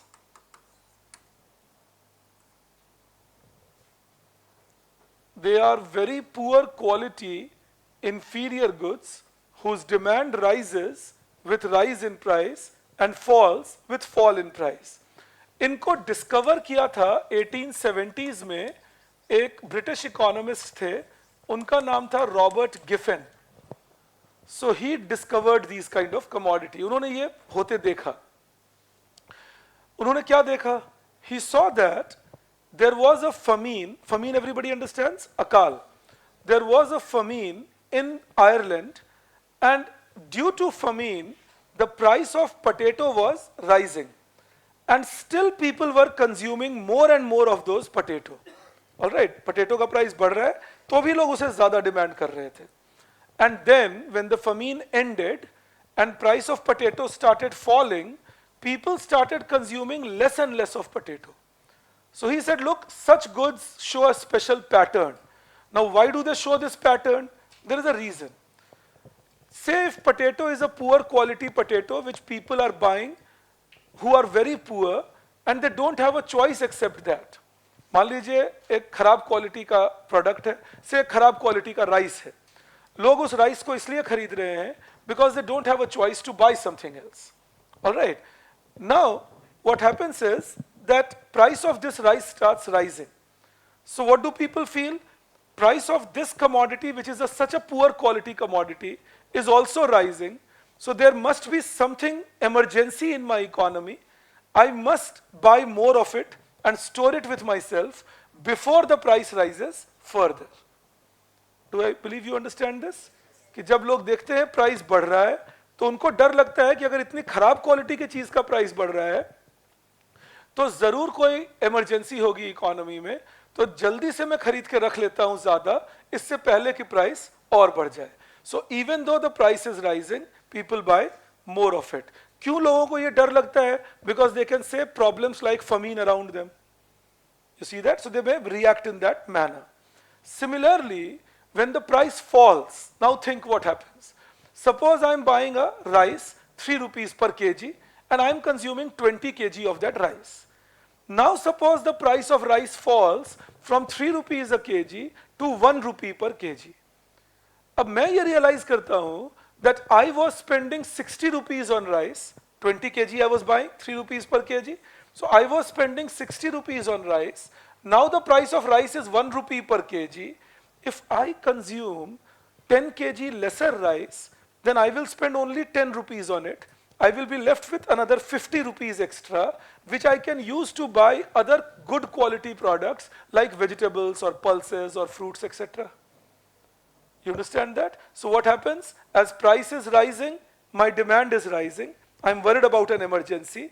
As price is falling, my demand is falling because I believe that if I buy less of this bad quality good, I will be able to save much more money and I will use that to purchase other commodities. Do I believe you are with me on this? Okay, now from UPSC's point of view, I have very less expectation that they will ask you the reason why Giffen goods behave the way they do. ये पूछने के chances बहुत कम है. वो आपसे बस Giffen good के बारे में पूछ लेंगे कि किस तरह के commodity को Giffen good कहते हैं. तो जहां demand and price move in same direction and they are poor quality inferior goods, they are called Giffen good. Exam point of view से क्या याद रखना है? Poor quality inferior goods and demand rises with rise in price and falls with fall in price. All right, these are the basic things to keep in mind. We are clear on this? एक और exception है, there is second exception to it, which we call Veblen goods. Another exception to it, which we call Veblen goods, V-E-B-L-E-N. ये भी एक economist थे, Thomas Veblen. उनके नाम पर ये goods के नाम रखे गए. His idea was a very simple idea, which intuitively all of you understand, that certain commodities are purchased more only because they are costly. Understand that? Commodities to show off, conspicuous consumption. All right, yeah, diamonds is one example. In fact, it can depend from one person to another again. If a person is buying an iPhone, knowing all the features of iPhone, then it's not a Veblen good. But if a person is buying iPhone just because they want to show to the world that, look, I own an iPhone and I'm a rich person, that then becomes a Veblen good. If somebody buys a Mercedes, assuming that they know the features of Mercedes, then they are putting money at the right place. But if a person buys Mercedes to then give a message to everyone that, look, I have this costly car, then in that case it is a Veblen good. So you write within this, these are commodities of conspicuous consumption. these are commodities of conspicuous consumption. Conspicuous actually means easily seen, and conspicuous consumption means commodities to show off. These are commodities of conspicuous consumption. As I said, conspicuous word का मतलब होता है जो आसानी से दिख जाए.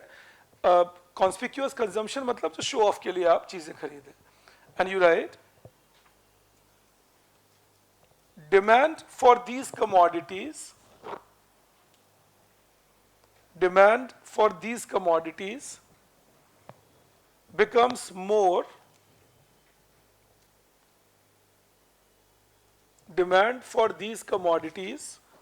becomes more with rise in price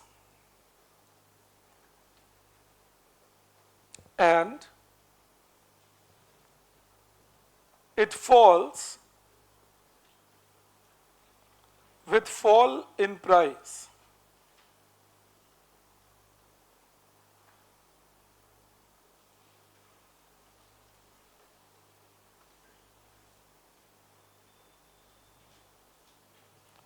All right.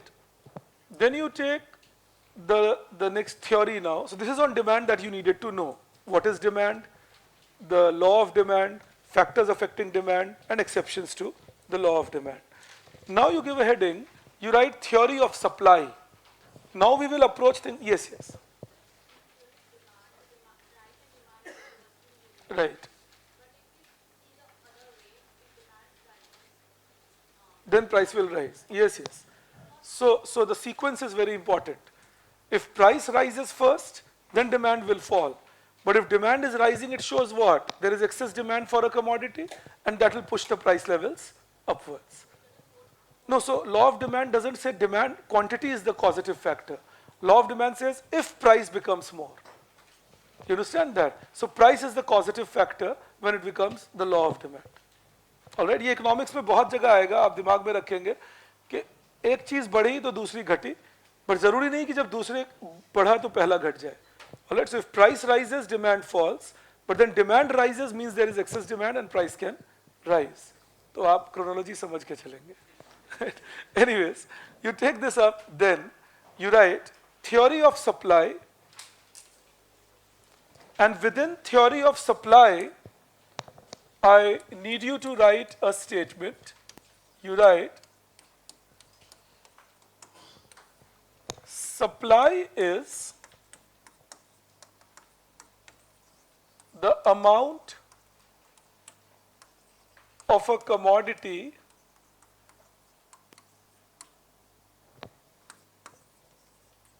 that producers or sellers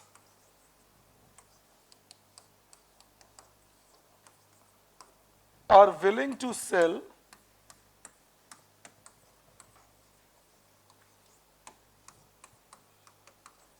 at a given price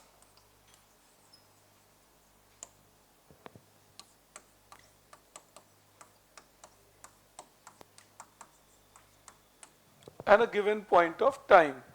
I again repeat, this is producer's side of the story. Please do not think about demand when you are discussing supply. All right, अपने मन में कभी नहीं लाएंगे कि consumer क्या करेगा, क्या दाम घट जाएगा, बढ़ जाएगा, मतलब ही नहीं है. We are believing consumer doesn't exist right now. It's only the producers, and we say that what is the producer willing to sell at a given price and given point of time, that is supply. It's like you go to the producer, you ask them, how much are you willing to sell at 10 rupees? How much are you willing to sell at 20 rupees? How much are you willing to sell at 30 rupees? And whatever answer they give you is supply. For example, suppose I go to a seller and I offer them that how about supplying at 10 rupees, 20 rupees and 30 rupees. I will use SS for supply, and say if the producer tells me that I'm willing to supply 30 units, 50 units and 100 or 105 units. क्यों ऐसा कहेंगे seller? आप सोच के देखिए, if you are a producer, you are a seller, and the market offers you a higher price, will you be willing to sell more or not? You understand that? That if market is offering me a higher price, then okay, 10 rupees price है, कितना sell करोगे? तो मान लो आप कहते हैं 30, और फिर कहते हैं अगर 20 दूं तो आप कहते हैं मैं फिर 50 units sell कर सकता हूँ. You understand that? So producer is willing to sell more if the market is offering a higher price. All right. So if people tell the producer, look, we can give you a higher price, the producer will say, okay, then I can supply more to this system. Why? Because higher price per unit will mean more profit that can be made. You understand this? So this is the basic idea here, that more profit is what producer is targeting. Higher price can allow that. All right. And this is what you call law of supply. So you write below that, according to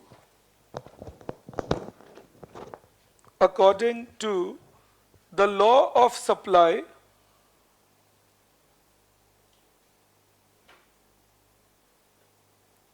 when price of a commodity increases, when price of a commodity increases, quantity supplied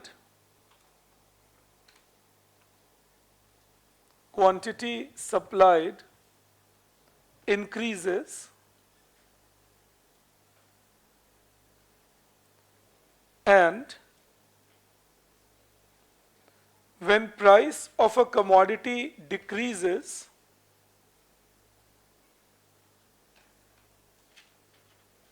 quantity supplied decreases, assuming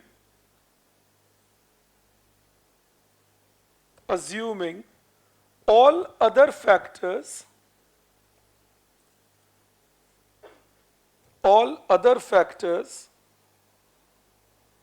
affecting supply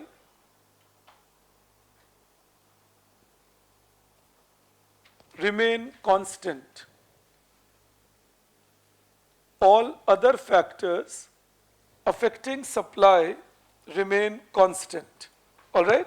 The basic idea is this, that if you take quantity supplied on x-axis and you take price on y-axis, then we are saying that at 10 rupees you might be willing to sell 30 units, and at 20 rupees you might be willing to sell 50 units.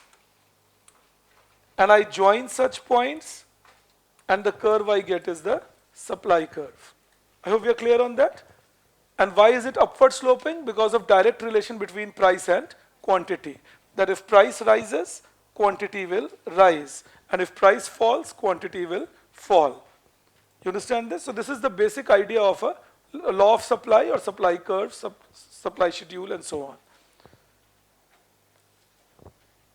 Again I repeat, supply is from producer's point of view. By chance अगर मन में आ भी रहा है कि लेकिन price बढ़ेगा तो कंज्यूमर तो कम खरीदेंगे, ये कंज्यूमर्स का इशू है. प्रोड्यूसर ऐसे नहीं सोचते. प्रोड्यूसर को आप ऑफर कर रहे हैं that if I give you higher price, will you be willing to sell more or not? So then a producer will never say no, I don't want to sell. The producer will offer a higher quantity. All right, that is the idea. जब भी मन में फिर भी confusion हो, तो आप सोचिएगा, if you want a worker to work more, worker is the producer of labor. If you want the worker to work more, you don't offer the worker lower wage. You offer the worker higher wage. You see that? So wage is the price of labor, worker is the supplier of labor. And if you want labor to be more, you will have wage to be higher. You'll be with me on this? Okay. Then we talk about other factors affecting supply.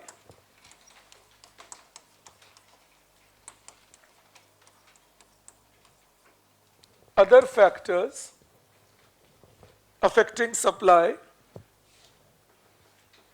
And these other factors affecting supply, they begin with technology.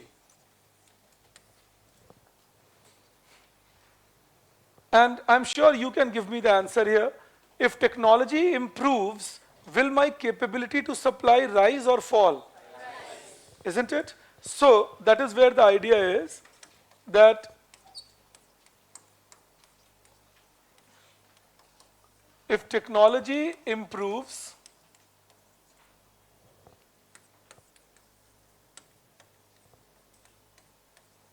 then supply becomes more and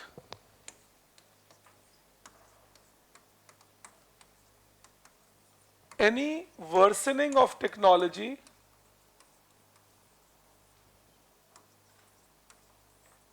makes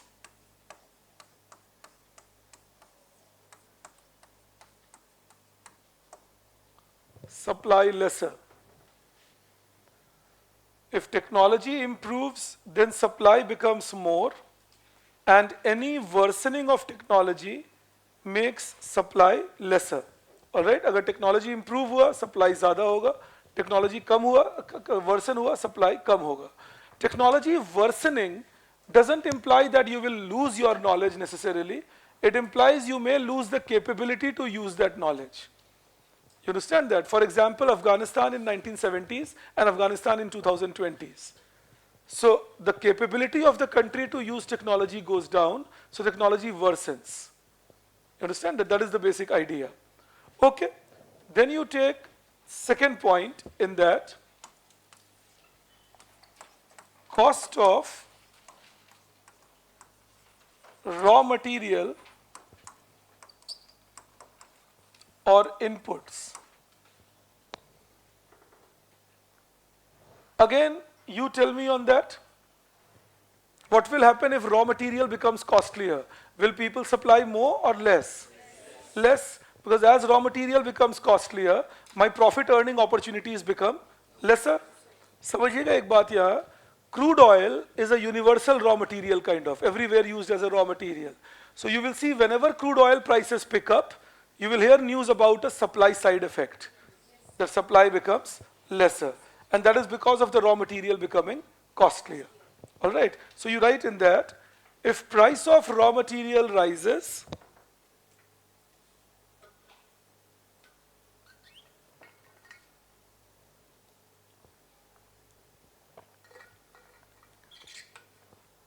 if price of raw material rises, then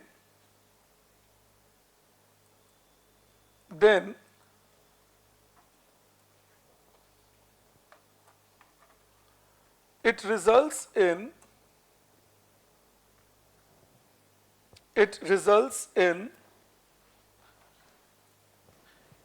reducing supply of commodity,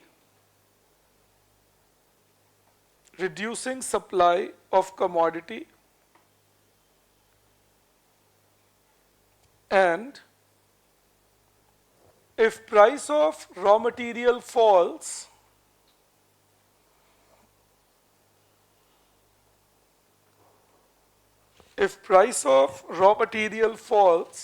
then it increases supply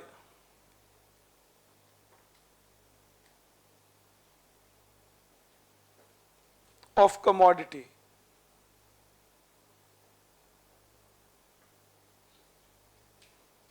Then you write third, impact of subsidy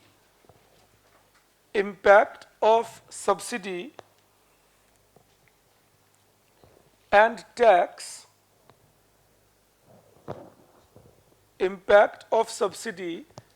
tax on a commodity.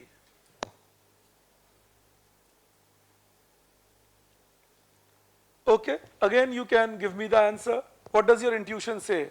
If I give more subsidy to a commodity, will its supply rise or fall? Rise, without any doubt, because when I subsidize a producer, I am making it cheaper for them to produce that commodity, and its supply will become higher. Similarly, when I tax a product, I am making it costlier for the producer to produce that commodity, and its supply will fall. You're clear on that? I'm just making you write that. You write.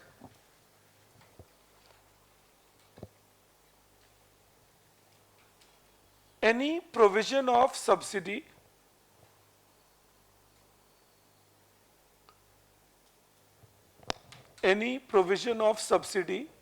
on a commodity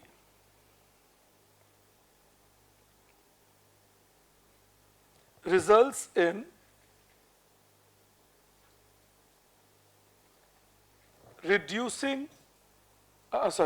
increasing supply. यहाँ एक बात को लेके conscious रहना, sometimes in the exam what they can do is they can say any decrease in subsidy. So decrease in subsidy will decrease supply. You understand that? So don't only go for the word subsidy, check whether it is rising, falling, and so on.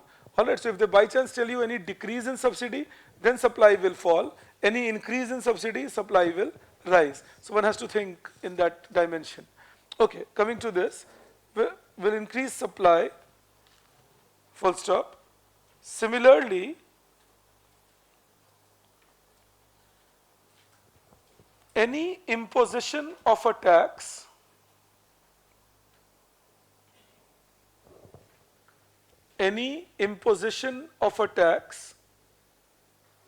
will result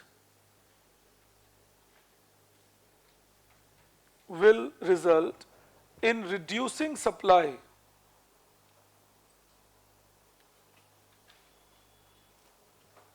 Any imposition of a tax will result in reducing supply. We're clear on these? Okay. अब question कैसे पूछ सकते हैं हमसे इन बातों पर? So 2021 paper, they gave you a question. I'm replicating it and we will discuss. That question was based on theory of demand. So they asked this question. They said that they gave you 4 statements. One was price of the commodity falls. Second was income of consumer falls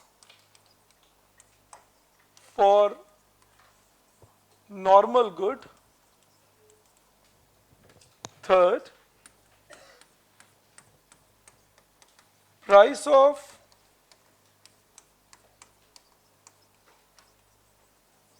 complementary good rises. And fourth, price of substitute good rises. And then they said, which of the above will lead to rise in demand? And then they gave you options 1, 2, and 3, 1 and 4, 2 and 3, 3 and 4, kind of a thing. All right. So think A, price of the commodity falls. This will increase demand. Okay. Income of the consumer falls for normal good. This will reduce demand. This cannot be an answer. Price of complementary good rises. Will reduce demand. Again, this cannot be an answer. Price of substitute good rises. Will increase demand. That means my answer will be 1 and 4. जैसे पिछले साल के paper में पूछ रहे थे, they just might change this pattern and ask you how many of the above will result in increasing demand. 1 only, 2 only, 3 only, 4 only. Again, it will be 2 only. You know, so 2 factors are increasing demand, 2 factors are reducing it. Important क्या है? Concept दिमाग में रखना. That what is leading to rise in demand, what is leading to fall in demand. Once you have the concept in mind, you can always check that, okay, if price of the commodity is falling, demand must be rising. If income of the consumer is falling and it's a normal good, demand must be falling. If price of a complementary good rises, that means price of bread rises, then demand for butter will fall. And if price of a substitute good rises, say price of Pepsi rises, demand for Coke will rise. Makes sense to you? So your answer in this case would be 1 and 4. Everybody is okay on such questions? Same thing they can do for supply side also. What they were doing for demand side earlier, they can do for supply side also. Sometimes what they can do is, they can maybe ask you to match which among them will lead to increase in demand, which among them will lead to decrease in demand, and so on, and then you might have to match that kahan pe demand badhega, kahan kam hoga, and so on. All right. Sometimes they can ask you that what is the assumption of law of demand. Assumption is income remains constant, price of related goods remains constant, taste and preferences remain constant. Similarly, assumption of law of supply is technology remains constant, cost of input remains constant, tax and subsidy remains constant. क्योंकि आप क्या लिखते थे? Other factors remain constant. तो जो भी other factors हैं, they are all constant. Is everybody clear on this? Perfect. We go ahead then. अब यहाँ तक हम बात कर रहे थे producer side, consumer side. Now we talk what happens if we bring them together. If you recall, when we started the class today, I told you that end of the day we talk about market as any place where buyers and sellers meet or interact. And I said that demand side gives me buyer's side of the market and supply side gives me the seller's side of the market. Finally, the market is composition of both. So both of them have to come together, interact, and decide what happens in the market. Okay? So, if we take the story further, we take a concept called market equilibrium.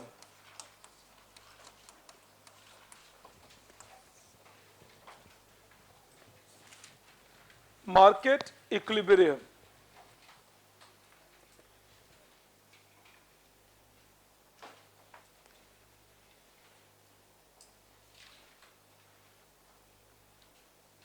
Okay. When we say market equilibrium, we say that it takes place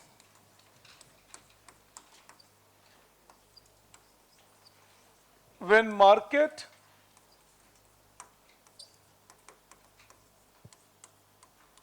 discovers a price at which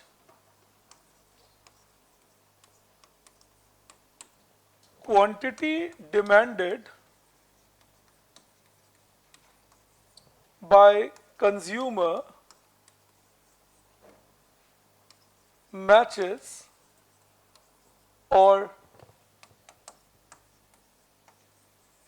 is equal to quantity sold by producer.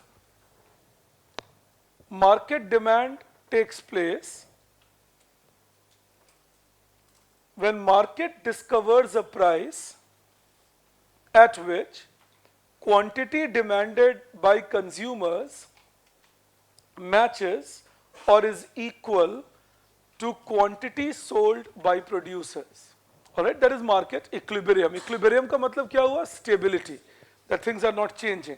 So we say, when will the market become stable? When buyers and sellers both feel no reason to change their stance in the market. जब buyers को लगता है मैं satisfied हूँ और sellers को लगता है मैं satisfied हूँ and nobody has any reason to push the price up or push the price down, then we say the market is in equilibrium. That is stability. So if somebody says, okay, how is price determined? The price is determined by sellers thinking, am I able to recover my cost or not? You understand that? And the buyers thinking, am I getting enough utility or satisfaction or not? You understand that? ये two sides of the market है कि buyer सोचते हैं क्या satisfaction मिल रहा है मुझे sufficient जिसके लिए मैं ये पैसे दे दूं, और sellers सोच रहे हैं क्या मेरा cost recover हो रहा है, मेरे खर्चे recover हो रहे हैं और मेरा profit आ रहा है, so that I can sell this commodity.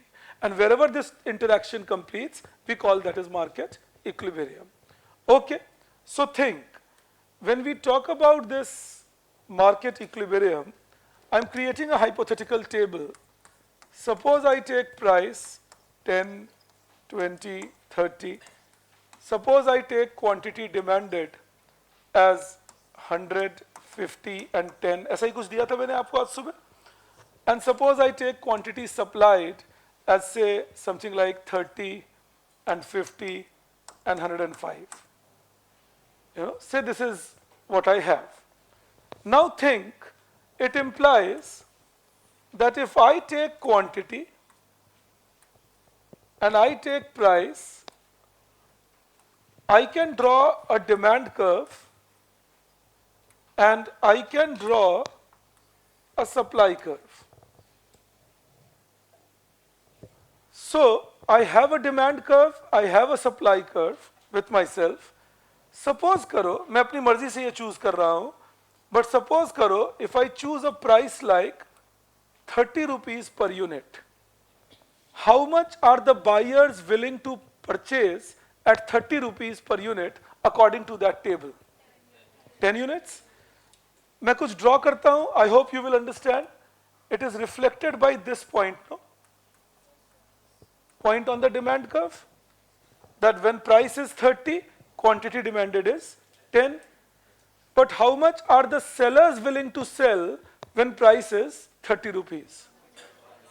105? Okay. So sellers are willing to sell 105 unit when price is 30. So demand is 10, but supply is 105 at a high price. अब मैं एक term लिखता हूँ, if I claim then that the market is facing excess supply, I'm sure all of you agree? All right? We claim that the market is facing excess supply. When a market has excess supply, people are selling more than what consumers are buying, will the price start falling or not? Isn't it? The producers are producing, but nobody is willing to purchase it. So if nobody is willing to purchase it, the only option for the price is to fall. So the price starts falling because of excess supply in the market. Okay, fair enough. Now see, if the price starts falling, will demand remain same or demand will expand? Expand. And will supply remain same or supply will contract? Contract. So price is falling, demand is expanding, supply is contracting, and all that will continue till the two become equal. You see that? The price is falling, demand is expanding, supply is contracting, and it will continue till I reach here, if I can call it the equilibrium point, where now 50 units is sold and purchased at a price of 20. तो ये 20 क्या बना? The price discovered by the market at which the quantity demanded by consumer matches the quantity supplied by producer. I can believe my classroom is clear on this? Okay, I'll make you write few things on this. But एक बात आप सोचिए, इसका मतलब जो मैंने आपको सिखाया यहाँ, if price is above equilibrium, then it will definitely create excess supply. And that will result in reduction in price. And that will result in expansion of demand, contraction of supply, till I discover the equilibrium price. You'll be with me on this? आप कहेंगे sir ये होता क्या है, ये सब बेकार की बात है, तुम हमें बस सुबह सुबह बुद्धू बना रहे हो। अब सोचिए क्या होना शुरू हुआ। So you can have a Byju's and you can have an Unacademy, you can have a Next IAS, you can have say Drishti, Vision, Vajiram, etc., etc., etc. That's a market sellers bring in. And you are the buyers in that market. So what does the market do? The market can test you in various ways. Some people will come in and charge or quote a high price. Some people will come in, quote a low price. Some people will initially quote a low price expecting consumers to join them. All these will happen. But over 3-4 years of adjustment, the market will finally adjust to a given price where everybody will realize that this is the price which consumers are willing to pay and this is the price which is recovering my costs with a decent profit amount. मैं क्यों ऐसा कह रहा हूँ? What is the mistake that that companies like Byju's or Unacademy keep doing? Byju's of course is facing the brunt, Unacademy more or less. One, they said we'll give it to you for free. That's challenge one. Second, they did not, again, no disrespect meant, just giving you an example, take it as that. They did not focus on their main part of business, which is quality of teachers. अगर मैं तुम्हें बोलूं मैं तुम्हें free में पढ़ाऊंगा, मैं पढ़ा सकता हूं, अगर मुझे तुम ज्योग्राफी पढ़ाने दो, वो मुझे नहीं आती, तो मैं तुम्हें फ्री में पढ़ा दूंगा, तुम्हारे ही बेसिस पे तो सीखूंगा, उसके बाद तो बाकियों को पैसे लेके पढ़ाऊंगा। तो कुछ दिन तक तो ये चलेगा मामला कि लोग कहेंगे अरे वाह फ्री का पढ़ा रहे हैं, ये तो बड़ी अच्छी बात है। फ्री का पढ़ा नहीं सकते, हाँ क्या कर सकते हैं, जैसे नेक्स्ट आईएएस पे ये भी कोशिश करते हैं हम लोग कि आप लोग जो फीस देते हैं उस फीस का कुछ हिस्सा यूज करके कुछ बच्चे जिनको सच में जरूरत है उनको जरूर फ्री में पढ़ा सकते हैं। This can be done, that can be a business model. But if an institute says I will run for free, then it means that somebody else is financing, please keep listening, आपको sense आएगा जो मैं बोल रहा हूं, somebody else is financing for this air conditioner and somebody else has to finance for this digital board, for the teachers concerned, for the non-teaching staff, किसी और को पे करना है फिर वो। For edutech companies, वो किसी और का जो रोल था, it was played by investors. They would invest millions into them, valuing them at billions. And what were the companies doing? Byju's sponsoring an Indian cricket team. What's that got to do with education? Rather spend more on your software system, spend more on your teachers, spend more on reaching out to students. Sponsoring a cricket team is a gala event. मैं Indian cricket team पे बायजूस लिखा है तो मैं ज्यादा लोगों को, आप थोड़ी कोई इंस्टीट्यूट चूज करोगे ये सोच के कि अच्छा इंडियन क्रिकेट टीम पे लिखा है या नहीं टी शर्ट पे, और वहां चूज कर लिए, पहुंचे देख रहे हैं टीचर को बेचारे को आता ही नहीं जो पढ़ा रहे वो। ये किसी भी बिजनेस पे ट्रू है, बस आपको समझा रहा हूं मार्केट एडजस्टमेंट्स कैसी होती है। So for 2-3 years that business model can work because the market is still adjusting. In between, if a COVID happens, the business model can work even better because now people are dependent on online. But as the market starts settling down, the price will keep adjusting and reach a point. That is going to happen, assuming that the market is competitive, has decent number of players, and so on. I still remember जो Unacademy own करते हैं, Roman मेरे student रहे हुए हैं वाजीराम में, तो एक दिन किसी बात पर उनको मैंने कहा था that there will come a day when you will charge your students. Nothing can be for free in this world. That is a basic idea. Nothing can be for free. क्योंकि फ्री में देने का मतलब कोई और तो उसको finance करेंगे। अगर मैं एनजीओ भी चला रहा हूं कोई, तो उसको डोनेशन पे ही चलाऊंगा और उस डोनेशन देने वाले को कमाना पड़ेगा। So unless people don't earn and there is no output produced, even charitable activities cannot work, leave alone a business. A business can never work if somebody believes, I'll give it to you for free. What can I do for free? Again, I repeat, I can maybe take a fee from you, and then it depends on what good services I can give you, and then maybe okay, जैसा again जो next IS पे हमने एक शुरुआत की, उम्मीद है ये वर्कआउट भी करेगा, 3-4 सालों से कर रहे हैं कि तुम प्रीलिम्स क्वालिफाई कर जाओ तो तुम्हें मेंस के करंट अफेयर हम फ्री में दे दें, तुम प्रीलिम्स क्वालिफाई कर जाओ तो मेंस के टेस्ट सीरीज और कम करके प्राइस या फ्री में हो सके तो वो दे दें। ये पॉसिबल है फिर भी, because then I'm supporting my students who are showing their propensity to do it. But आप सोच के देखिए, अगर मैं बोलूं बेटा यहाँ फ्री में पढ़ लो या बिल्कुल कम प्राइस पे पढ़ लो, पेपर भी फ्री का दे देना, टेस्ट सीरीज भी फ्री का हो जाएगा, आपके मन में ये सवाल हमेशा आना चाहिए, ये फाइनेंस कैसे करेंगे खुद को? What is the source of their money? You understand that? So that's the cost and price interaction. Producers look at it from cost point of view. ऐसे ही consumers के साथ क्या होता है?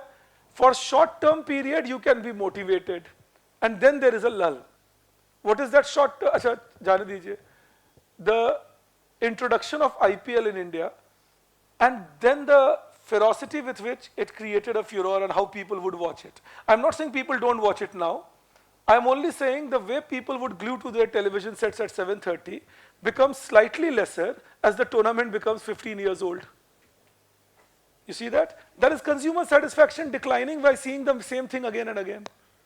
तो ठीक है, अगर आप किसी टीम को सपोर्ट करते हैं, वो उस दिन खेल रही है, तो आप शायद फिर भी बैठ के देख लेंगे कि चले आज अपनी टीम का मैच देख लें. But you are not interested in watching all the matches. But 15 years earlier, when it was a new thing introduced to the system, everybody was willing to watch it. So if you are getting a demand in the initial days of your business, it is not implying that that will remain permanent. It will come down from that upper level, because gradually what we call in economics as consumer fatigue will creep in. You understand that? So that is how markets operate year after year, interact with each other. Of course, real world में ये static दुनिया नहीं होती.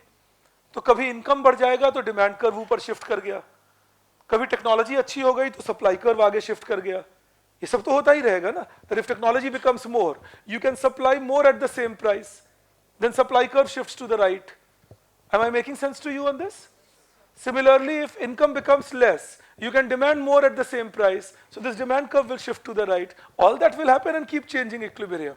But end of the day, this is the mechanism by which price discovery in the market takes place. All right, that if there is excess supply, the price will keep adjusting downwards. If there is excess demand, the price will adjust upwards. So any business that you enter, you have to be careful. Am I pricing myself to recover my cost for sure? कि मेरे prices इतने कम नहीं होने चाहिए कि मैं cost recover ना कर सकूं. मैं अपने workers को इतना ज़्यादा pay ना कर दूं कि मैं अपने cost recover ना कर सकूं. You understand that? And मैं अपने consumption को permanent ना मान लूं. The consumption levels can rise, can fall. Again आप कहेंगे सर but IPL का viewership तो बढ़ ही रहा है. उस Jio पे मैं देखता हूँ 15 crore. That's because our numbers are also rising, no? More people getting interested. Then you start a women IPL. So number of women watching cricket today is much larger than number of women who would watch cricket say 20 years back. You see that? So all that counts. All that changes. Life is not everything else remaining constant. We are saying if everything else remains constant, then this is how it will go. It can stay with you. All right. इसी को कहते हैं market mechanism. इसी को कहते हैं invisible hand of the market. That nobody is changing the price, nobody is directing the price is taking its own shape and how it is trying to reach a value. अगर तुम ये समझ गए हो, I'm sure तुम समझ गए हो, तो इसका other way round अगर बात करें, आप सोचिए, if we talk about things the other way round, and suppose I start again with quantity and price, demand and supply, and I choose a price which is 10 rupees. Now at 10 rupees, the producers are willing to sell 30 units, all right. But the consumers are willing to buy 100 units. What will that create? Excess demand, isn't it? So if price is below equilibrium, it will create excess demand. मैं आपको ये सारी बातें लिखवा दूंगा, बस चाहता हूँ पहले तुम समझ लो, then I'll make you write it. This is excess demand. Excess demand will push the price upwards. ठीक है. जैसे ये price बढ़ेगा, as this price rises, demand will contract and supply will expand.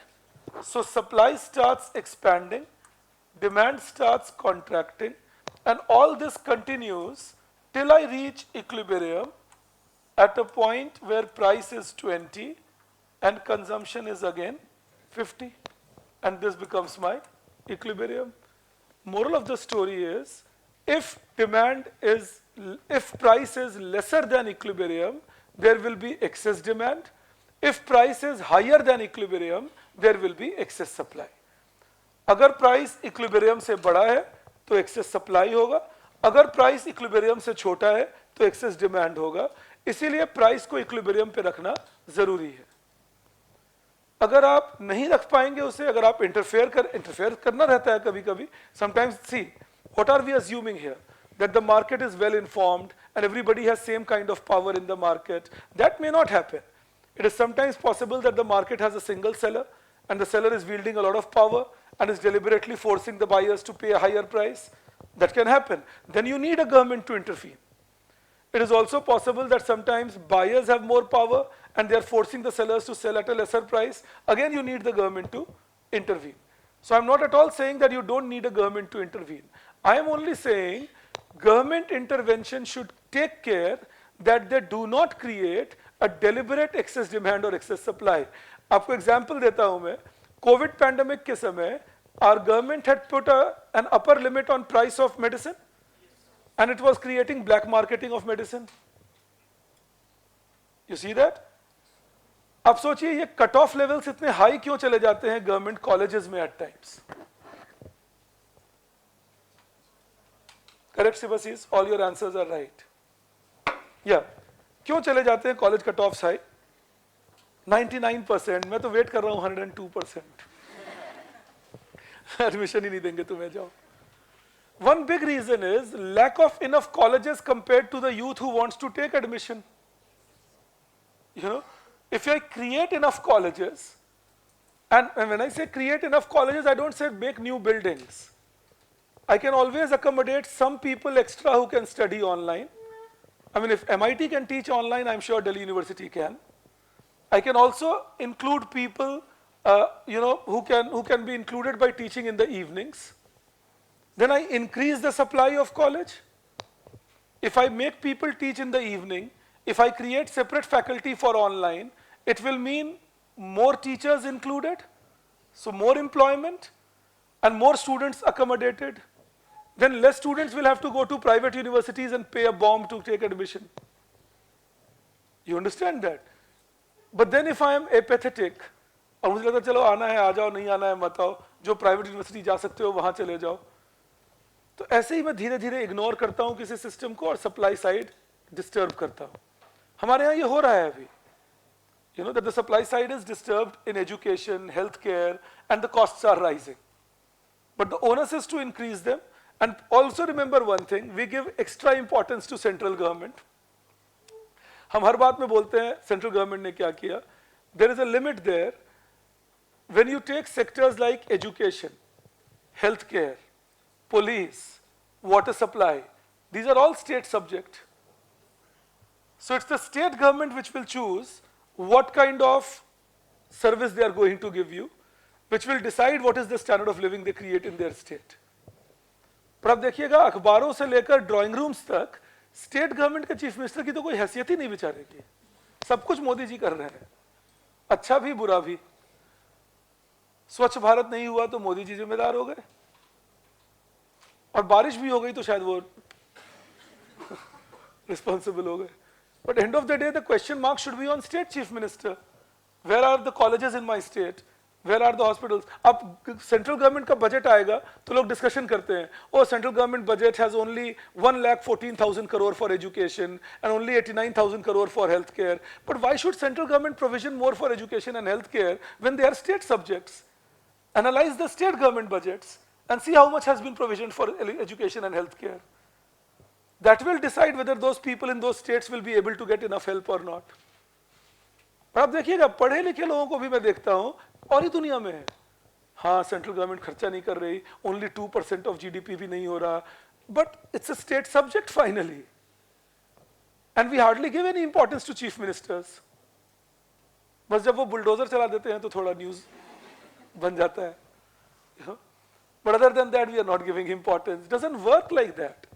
We need to make sure that the whole federal system is understood well, and we realize that few things can be done by the state government. So when it comes to education, primary school, etc., it's the state government which will have to take responsibility. क्यों मैं इस बात पे ज़्यादा stress डाल रहा हूँ, demand supply से relate कर रहा हूँ. देखिए कट ऑफ बढ़ता जा रहा है, जो प्राइस हुआ एक तरह से एजुकेशन का, नहीं तो महंगा दे के पैसा पढ़िए. नतीजा क्या हो रहा है, that either the poor children have to compromise, like every poor child cannot score a 99%. So then they have to compromise with a substandard education system, which becomes the cause of inequality right from the beginning. अगर दो लोग अलग अलग तरह से train होंगे तो जो बेटर ट्रेंड हैं वो अपने आप बेहतर कर सकते हैं. हम ऊपर से फॉरेन यूनिवर्सिटीज को भी इंडिया नहीं आने देते. We say that, oh no, foreign universities will spoil our children, will change the culture. But end of new education policy has it. They allow for, but we haven't seen many foreign universities coming to India because of our policy restrictions.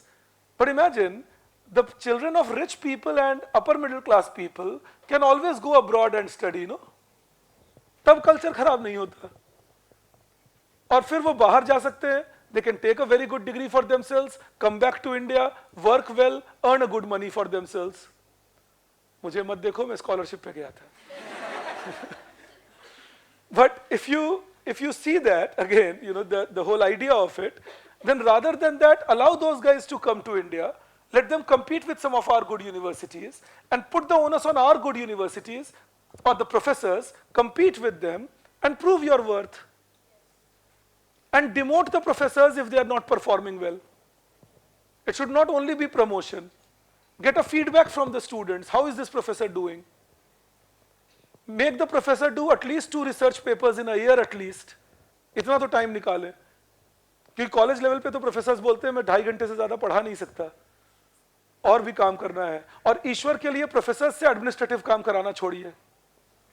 Academicians are not made to do administrative job. They are academicians. They are meant to do academics. जैसे मैं हूं या कोई भी teacher होंगे आपके, मुझे नहीं समझ आ सकता एडमिनिस्ट्रेशन शायद. मुझे ये सब समझ आ सकता है आपको पढ़ाना और अपना रिसर्च करना. मुझे वही करने दीजिए बस, कि आप 3 घंटे पढ़ाइए और 7-8 घंटे रिसर्च करिए. अगर आप 7-8 घंटे रिसर्च करेंगे तो एक सेमेस्टर में 2 पेपर लिख सकते हैं, एक साल में छोड़िए. और अगर आप नहीं लिखेंगे तो आपको डिमोट कर दिया जाएगा. क्यों मैं पेपर लिखने पे इंसिस्ट कर रहा हूं? It's only when I write my research papers that I will have contemporary examples to give you. I will have my brain working to engage my students in the talks I am doing in the class related to my subject. And maybe, just maybe, if we are 20 professors in the college rigorously doing some research work, then at least 50 students of the same college in my discipline can be included during semester break as interns in my research paper. So my students get internship. I am doing some good research. My college grows with good educational system development, and that creates an educational mechanism where children are not scoring marks, but they are naturally getting knowledgeable. सबसे गलत सवाल जो हम अपने next generation से पूछते हैं वो है नंबर कितने आए तुम्हारे. सही सवाल है जानते क्या हो तुम. नंबर तो ले ही आओगे अगर जानते हो तो.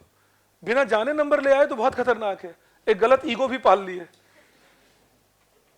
And believe me, I mean, मेरे बेटे हैं बेचारे फंस गए मेरे साथ अब. So he is in his college 3rd year now. उनके साथ मैं फर्स्ट ईयर से ये करता था कि वो अपना पढ़ाई करके आते थे, कुछ भी नंबर लाए, नंबर तो अच्छे आ जाते हैं सबके, आपके भी आए होंगे, उनके भी आ जाते थे. But I would debate his topics with him. चलो बैठो बातें करते हैं. ये भी नहीं कहता था कि डिबेट कर रहा हूँ, देखता था कितना जानता है ये, आता भी है कुछ या सिर्फ नंबर लेकर आ गया है.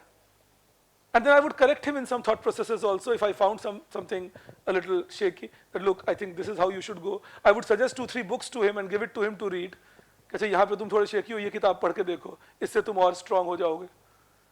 But ये मैं as a father क्यों करूँ? ये मैं as a teacher मुझे करना चाहिए अगर मैं college में हूँ, कि आपसे बातचीत करूँ. I saw that happening in US. It was a vibrant space to study and teach. Unfortunately, I miss that in our country. That vibrancy. I'm not talking coaching institutions. ये तो coaching place है. आप college वो जगह बननी चाहिए या school वो जगह होना चाहिए. Coaching तो एक अलग ही place है. ये तो एक professional activity है. But college should be a space where the teachers are available all of the time and you can sit with them, debate with them, discuss with them, grow in your subject. Then after 3-4 years, you know your subject and you are not only literate, but you are educated. And that's very important. इसमें कोई fun नहीं है कि तुम first year की चीज 3rd year में भूल गए. हंस भी रहे हो साथ में. कोई जूनियर ने पूछ लिया सर इसका आंसर, भाग में फर्स्ट सेमेस्टर की चीज पूछ, पता नहीं तुझे मैं 5th में हूं अब. That's no fun. Then you are only signaling to the market I have this degree. And that's not education. And that is this gap that gets created. Because remember, again, if I come from a rich family, then college can be fun for me. And after college, I can decide whether I do an MBA coaching or a UPSC coaching. And there also, I will not succeed if I am not well trained here, because I will not understand the level of discussions which is happening. अब सोच के देखिए CSAT में क्या पूछते हैं finally. 12th level तक के, 11th लेवल तक के इंग्लिश, 10th लेवल तक का मैथ्स, यही तो पूछ रहे हैं ना.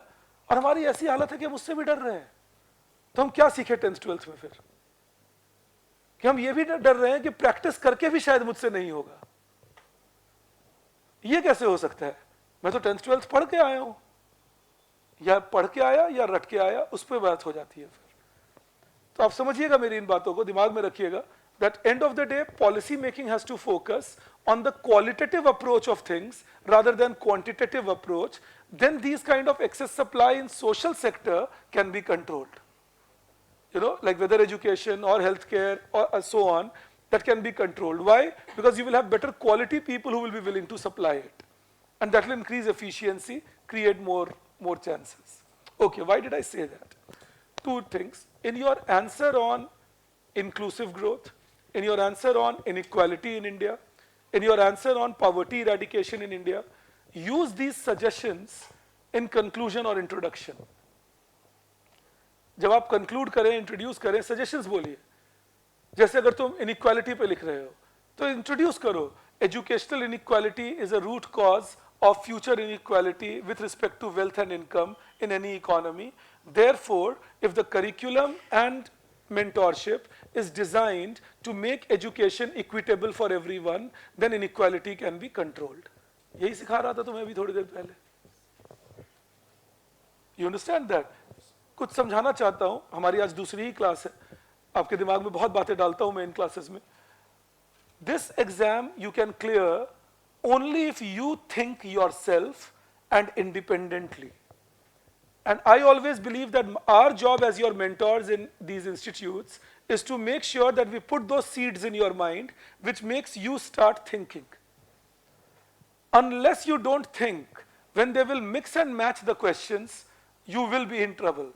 बिल्कुल कॉलेज और स्कूल के पढ़ने के प्रोसेस को खत्म करो जहां टीचर आए, टीचर बोले, हम रटे, उगले, बाहुबली. वो बिल्कुल नहीं होने वाला इस एग्जाम में. जब लोग कहते हैं प्रीलिम्स टफ है, मेंस टफ है, 50% पे क्वालिफाई कर रहे हैं ना लोग, तो 50% भी क्यों नहीं आ रहा बाकी लोगों का? Why people are not getting even 50%? Not because they are not capable, because they don't understand the trick of this exam, which is focused on understanding the scope rather than mugging up the entire idea. तुम 10 बार NCERT पढ़ जाओ, जब तक तुम NCERT समझे नहीं, तब तक तुम वहां मेंस एग्जाम नहीं लिख पाओगे.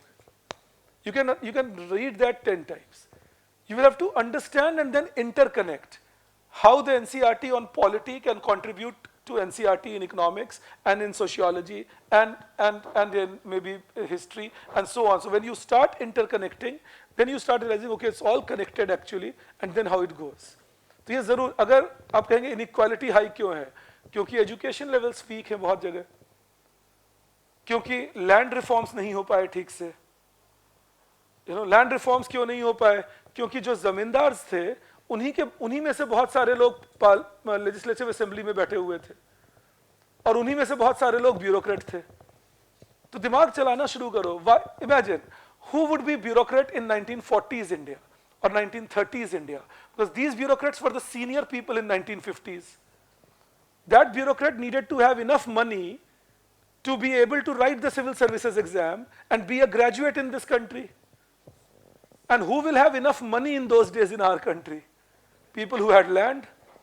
So who would be majority of bureaucrats in 1950s at senior position?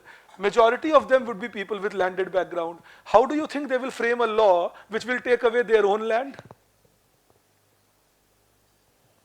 Understand this. So जब तुम ये connections देखने लगते हो ना और समझने लगते हो, you will start having answers to the events in front of you. That what happened and how it happened, rather than the rhetorical thing. एक होता है rhetorics. मैं मजदूर किसान के लिए लड़ाई करूंगा, लड़ लो, take the red flag, pun intended. But उनकी हालत कैसे ठीक करूंगा उस पे फोकस होना चाहिए ना. How do I improve the position? So I get into root cause. तो मैं ये तो खैर today is the only second class, and I'll gradually build you up on this. But please keep this in mind. We are as I was telling you yesterday, we are a feudalistic system. So since we are a feudalistic system, it will take time for us to grow up and break that idea of feudalism. वो time लगेगा कि हम उस feudalistic idea को break कर सकें.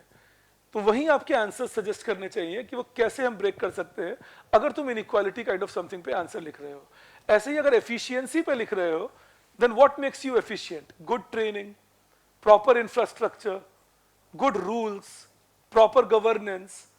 You understand that? Again, if you think, no sir, governance is about polity and so on, that's the trouble part. It's all intermixed.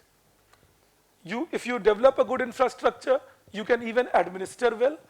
And if you administer well, you will get good business development, which will give you good tax revenue, which can allow you to develop even better infrastructure.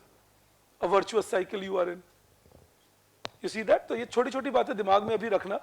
आपको बस दिमाग में ये डाल रहा हूँ, इन बातों को और डिटेल में करूंगा. I'll talk to you in a lot of detail and make you write many of these things also when I'm teaching you few topics related to UPSC, like inclusive growth, like inequality, like infrastructure, you know, because you need to understand their importance and then your answers will be far different.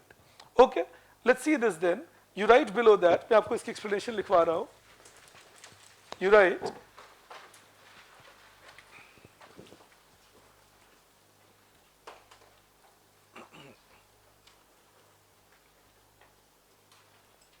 if price is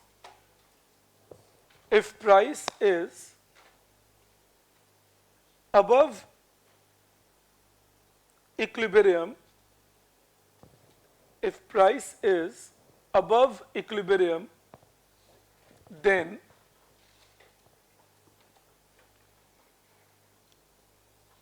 it results in excess supply. It results in excess supply. Full stop. Excess supply leads to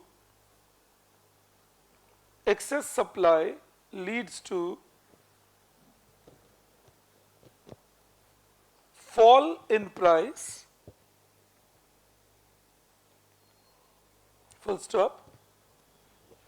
Demand expands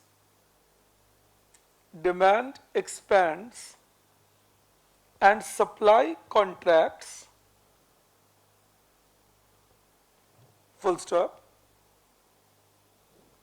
It keeps happening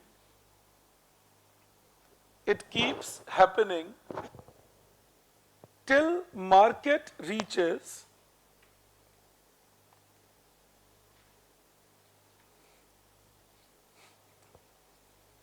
the price at which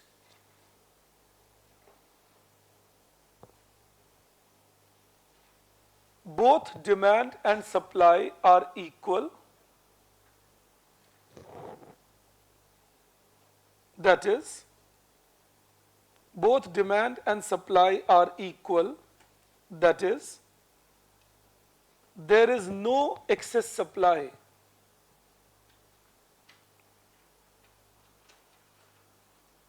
There is no excess supply. Change the paragraph and write, if price is below equilibrium,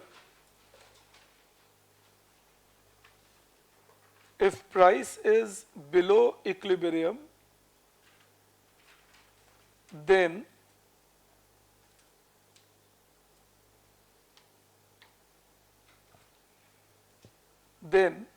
it will result in excess demand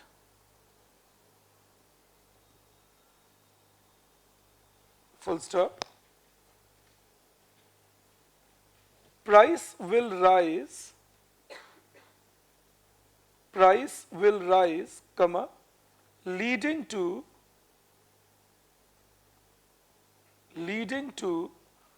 contraction of demand,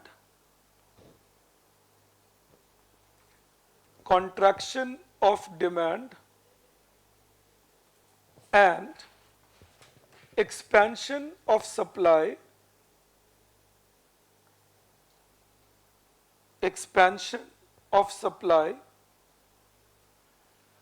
full stop. It will continue till excess demand is zero. ये language मैंने जानबूझ के आपको लिखवाया. You just keep in mind that if the market is in equilibrium, then excess demand and excess supply will be zero. All right, it cannot have excess demand, it cannot have excess supply if I need the market to be in equilibrium. All right, then excess demand and excess supply will be zero. Okay, this is on the basics that you needed to know, demand, supply, equilibrium. Few things on more macro basics like GDP, GNP, Reddy sir will teach you. But today I am introducing you to a concept of GDP because I'm taking you into the next topic now. So you give a heading, you write inclusive growth. आपके UPSC syllabus में एक topic है inclusive growth and challenges. You know, so we are going into that topic now. Inclusive growth and challenges.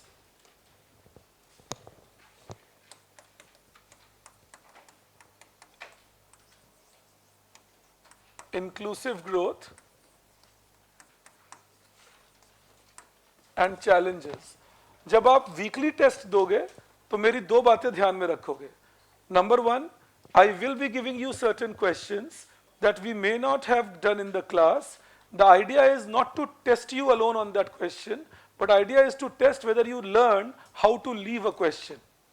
अगर कोई factual है और आपको वो factual नहीं याद या कोई concept है और आपको वो concept नहीं पता तो 2 मिनट भी क्यों लगाओगे? Don't put it. Suppose if you get 20 multiple choice questions in your weekly test, your aim should be that, okay, I have a 40 marks test in front of me, and how do I try that I can score at least something between 16 to 20 out of that. You don't have to bother about मुझे कितना आता था, कितना नहीं आता था, exam hall में ही दुखी हो रहे हैं, ये क्या पूछ लिए, ये तरीका थोड़ी होता है, ये क्यों पूछे. तुम 10th से बाहर आ गए हो, समझना इस बात को.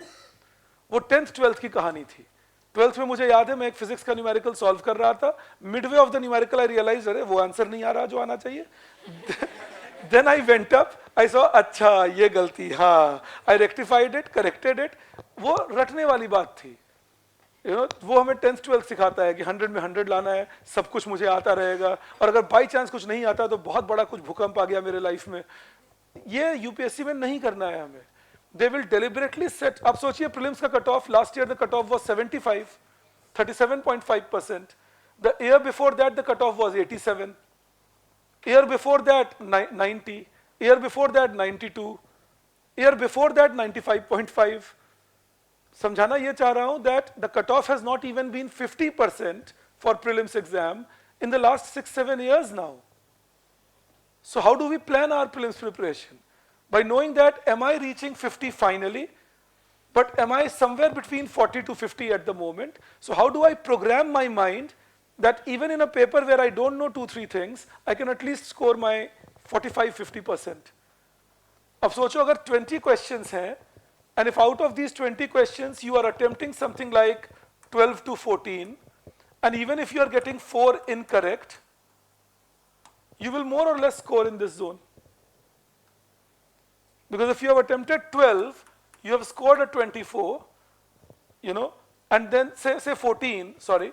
So attempted 14 and got 4 incorrect, you scored a 20, and 4 incorrect imply that you lose 2.66. यही हिसाब किताब है ना आपके प्रीलिम्स में. तो क्या अगले ही साल सोचोगे ये सब, या अभी से शुरू होना चाहिए कुछ मामला? हम सोचते हैं सीधा एग्जाम के लिए टेस्ट सीरीज लगाऊंगा, वही ये बातें होंगी. यही वो टेस्ट सीरीज है जो शुरू हो चुके हो तुम. तो दिमाग को चलाने लग जाओ कि ठीक है मुझे 14 अटेम्प्ट करना है 20 में से, 6 भी नहीं आते तो कोई बात नहीं, और उस 14 में देखना है कि मेरे अगर 4 गलत हो जाए मैक्सिमम, उससे ज्यादा गलत ना हो, तो भी मैं 17-18 आउट ऑफ 40 पे हूं, विच इज 45%. हाँ, जो नहीं जानता हूं उसको क्या करूंगा, I will look into the model answers given and I will add it to my notes as the value addition. This is the way to prepare for this exam. एक तो टेस्ट से भागो मत कभी. माइंड आपको तरह तरह की कहानी सुनाएगा. पेपर ले जाता हूं, घर पे बैठ के आराम से. यही करना प्रीलिम्स वाले दिन, एग्जाम हॉल में घुसना. क्या ले जा रहे हो बेटा, आराम से. मुझे वही आदत है. Don't do that, just keep testing yourself. खराब आंसर लिखोगे ना, आपको लिखने को देते हैं 2 answer, 1 10 marker, 1 15 marker. Right bad answers. अभी एक टॉपर को ला दूं इस क्लास में, उससे सबसे पहले 2-4 लोग हाथ उठाकर पूछेंगे, when should we start answer writing? Now write all the bad answers in this world that you can. Torture your academic coaches. No problem with that. But at least write, formulate in your mind. खराब लिखोगे ना, उसमें चिंता क्या करना है. पहली बार अगर तुम हिस्ट्री पढ़े, पहली बार इकोनॉमिक्स पढ़े इस लेवल पे, तो खराब ही लिखोगे, चिंता क्या करना है. उसमें कोई तुम्हारी शर्म की बात थोड़ी है. आप में से कोई पॉलिटिकल साइंस के स्टूडेंट होंगे, कोई मैकेनिकल इंजीनियर होंगे, कोई इलेक्ट्रॉनिक्स इंजीनियर होंगे, मुझे नहीं आती। इसमें शर्म आने की क्या बात है भाई? मैं एक सब्जेक्ट पढ़ा, मुझे आती है, तुम एक पढ़े, तुम्हें शायद आती होगी। तो you just explore your brain like that, it will help, believe me. मैं आपको बताता हूँ, ये कन्विक्शन है मेरा। मेरे घर एक इलेक्ट्रिशियन आते हैं, बहुत दिनों से आते हैं, when I was a kid even then he would come. तो एक दिन वो ऊपर चढ़े हुए थे, मैं उनका पकड़ा हुआ था सीढ़ी, और ये ऊपर चढ़कर बोल रहे हैं कि कुछ नीचे there was some tool, he said pass it on to me. उन्होंने कुछ नाम लिया, मुझे नहीं पता था किसको क्या मांग रहे हैं, so I picked up something else and tried giving it to him. He said, no, not that, that one. Okay, then he showed it to me, then I gave it to him. Then within a minute he says, अरे बाबू बाबू बोलते हैं क्योंकि बचपन से मुझे देख रखा है, बाबू आपको इसका नाम भी नहीं पता। तो मैं 2 मिनट चुप रहा। फिर मैंने उनको बोला, तुम्हें क्या लगता है इस बार फिस्कल डेफिसिट कितना होने वाला है? तो वो देखने लगे मेरी तरफ। मैंने कहा छोड़ो, इस पंखे का ही बताओ, अगर प्राइस 10% बढ़ाएं तो डिमांड कितना % कम होगा? फिर मैंने उनको वही समझाया जो आपको समझा रहा हूं। उनको मैंने कहा तुम्हें ये आता है, तुम मुझे सिखा दो, मुझे ये आता है, मैं तुम्हें सिखा दूंगा, दोनों एक दूसरे को अपग्रेड कर लें, rather than laughing at each other. That's knowledge. So why get ashamed if I don't have knowledge?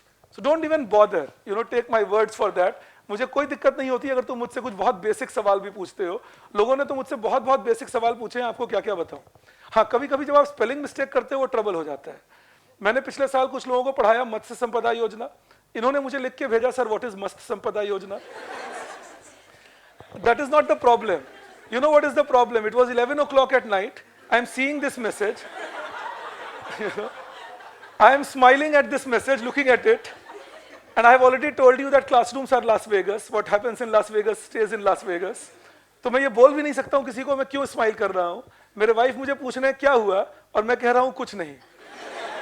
मेरे अच्छे खासे मैरिज पे खतरा आ सकता है। ये रात को देर रात मैसेज देख के मुस्कुराते हैं और मुझे बताते भी नहीं क्या मुस्कुरा रहे हैं। मेरे ड्राइवर कभी कभी बेचारे शक से मुझे देखते हैं कि इनकी तो उम्र भी नहीं रह गई मुस्कुराने की। ये किस बात पे स्माइल दे रहे हैं? तो भाई आप लोग मत्स्य संपदा को मस्त संपदा मत करिए। That creates a problem at times. उसमें मुझे हंसी आनी शुरू हो जाती है, बट उसमें भी मैं किसी और को नहीं कहता, but I have a nice laugh. कहते चलो ठीक है, मोदी जी को सजेस्ट करते हैं नाम बदलिए और स्कीम फेमस होगा।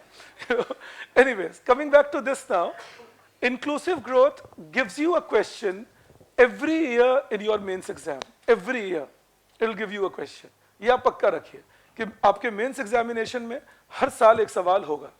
I will be teaching you inclusive growth and challenges, and while teaching you that, I will also be covering the topic of inequality with you. All right. So this entire thing will be covered in the next 3-4 classes as we go further. Now, when I teach you, the first thing when we say growth, and that's what I wanted to do with you today, so I just wanted you to be covered on this. तो जब भी आप economics में ये growth word देखो, it's always growth of gross domestic product. Always. जब भी आप देखते हो the term growth, it's growth of gross domestic product. अब gross domestic product क्या है? Again, the details and the formula, Reddy sir will do it with you.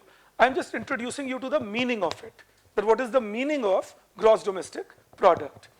So when we use this word gross domestic product, it is money value of final goods and services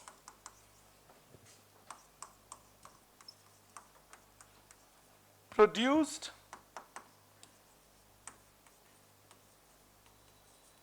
in produced in domestic territory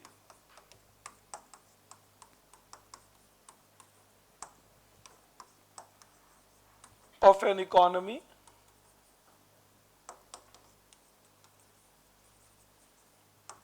in a given financial year.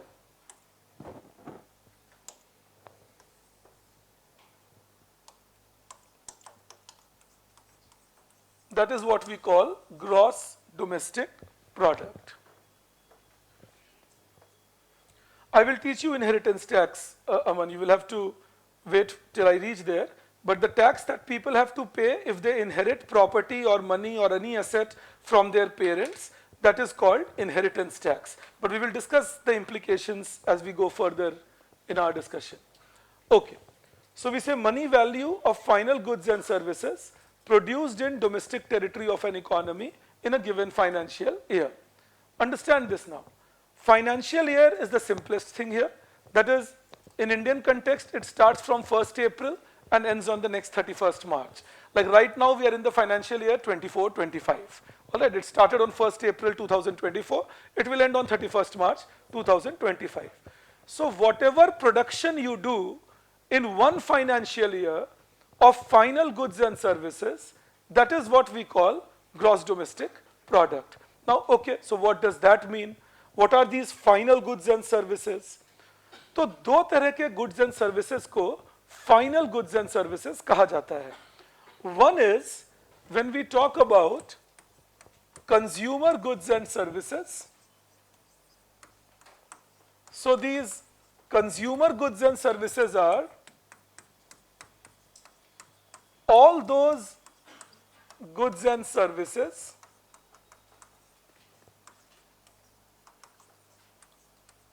which are used for satisfaction of individuals.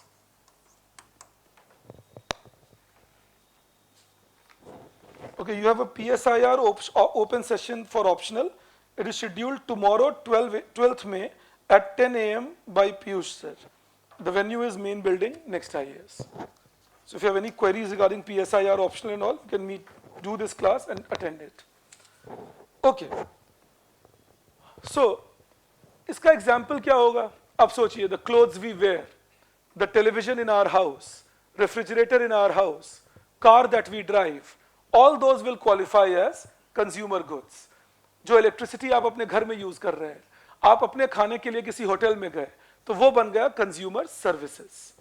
You understand that? So all those goods and services which are used for ultimate satisfaction of the individual qualify as consumer goods and services. Then there is another category called capital goods. That is all those goods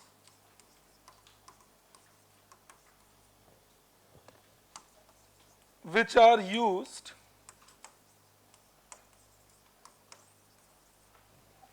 for further production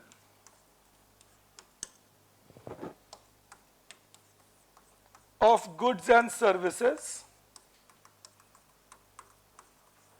over more than 1 year are called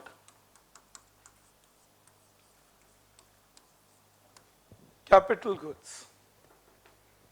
All those goods which are used for further production of goods and services over more than 1 year are called capital goods. For example, this digital board is a capital good for next IAS. This will be used for services of education and this will be for more than 1 year. ये 2 साल, 4 साल, 5 साल तक use हो सकता है. अब आप समझिएगा, मैं कुछ समझा रहा हूँ, इंपॉर्टेंट है. रेड्डी सर भी आपको ये बातें समझाएंगे. मैं बस जीडीपी का मीनिंग समझाना चाहता हूँ, इसलिए इस डिटेल में जा रहा हूँ. A car used by me for my own purpose is consumer good. But a car used by a taxi driver for giving taxi services will become a capital good. You understand that? Similarly, a refrigerator at your place is a consumer good. But a refrigerator kept by a shopkeeper to provide services of retail becomes a capital good. What I'm trying to teach you is that same commodity can be consumer good and same commodity can be capital good depending on how it has been used. Everybody is clear on that? एक बात यहाँ समझिएगा, एक तीसरे type की commodity होती है जिसके बारे में रेड्डी सर डिटेल में आपको ले जाएंगे. उन्हें कहा जाता है intermediate goods and services. So intermediate goods are raw material. So the car used by taxi driver will last more than 1 year, so we call it capital good, but the petrol that he will put in that car or diesel or CNG etc.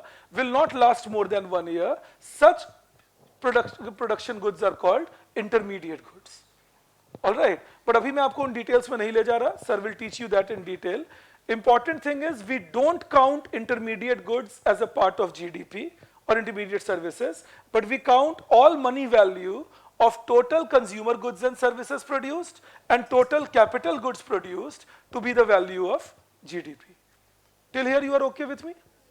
That consumer goods and services की जितनी भी value है और capital goods का जितना value है, इनको मिलाकर अगर add करें तो वो बना GDP. यहाँ तक आप समझ रहे हैं? अब मैं कुछ और समझाता हूँ, आप बताइएगा. Suppose if I produce this writing stick for 20 rupees and I sell it to you, then what is my income on it? 20 rupees? Assuming this writing stick is a consumer good. So I sell it to you and I earn 20 rupees. So my income becomes 20 rupees. And how much did you spend on this writing stick? 20 rupees. And what was the value of this final good? 20 rupees. You know what I'm trying to teach you? The production value of final goods and services will exactly be equal to income of all the people in the economy, which will exactly be equal to expenditure by all the people in the economy. अब यहां तक समझ रहे हैं मेरी बात? अब आपके मन में एक सवाल आएगा, आ सकता है. There can be a question in your mind that, sir, what about savings that we do? We don't spend everything that we earn, fair enough. But what do we do with those savings? We take those savings and put it in the bank, or we buy a share with it, or we buy a bond with it. They are financial investments. When you put your money in the bank, what does the bank do with it? Lend it out.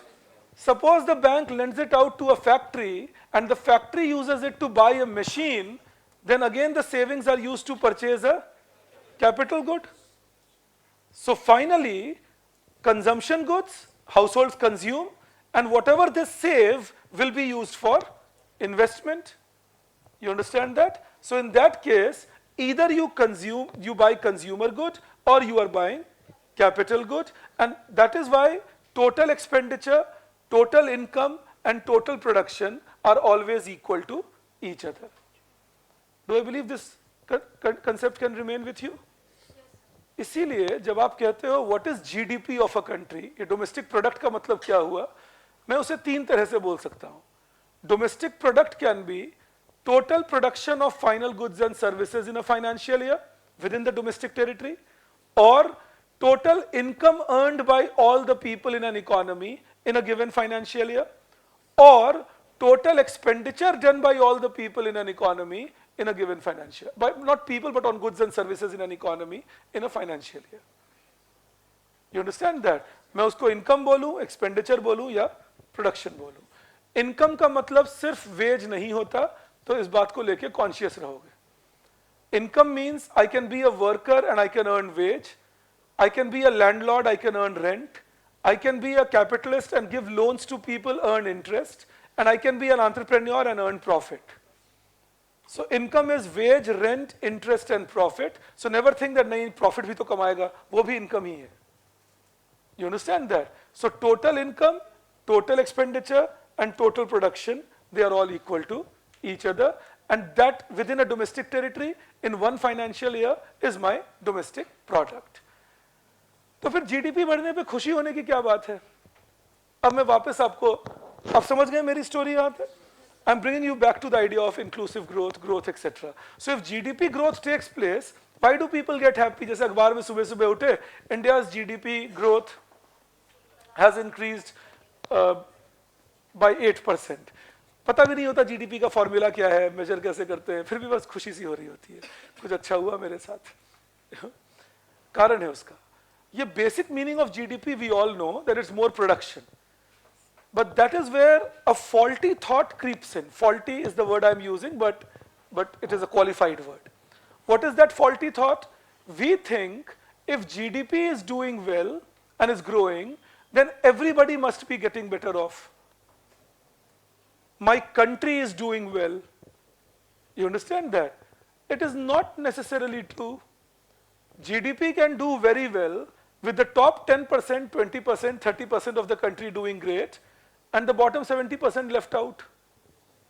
The GDP can still do well, at least temporarily. Maybe over a long period it will get punctured, but temporarily that can happen. लेकिन लोग generally क्या सोचते हैं मन में, GDP अच्छा कर रहा है तो मेरे रिसोर्सेज बढ़ रहे हैं, मेरा आउटपुट बढ़ रहा है, मेरा देश प्रोग्रेस कर रहा है. ये गलत नहीं है, मैं फिर रिपीट कर रहा हूं, सही सोच है. गलत तब हो जाता है जब हम मानते हैं that GDP growth is sufficient to uplift everybody from in the economy. The problem part is that. And that is where the concept of inclusive growth comes in. Growth can uplift people in the economy provided growth is inclusive. What does that mean? If growth benefits can reach all sections of the economy, including the vulnerable groups, then growth is uplifting. You understand that?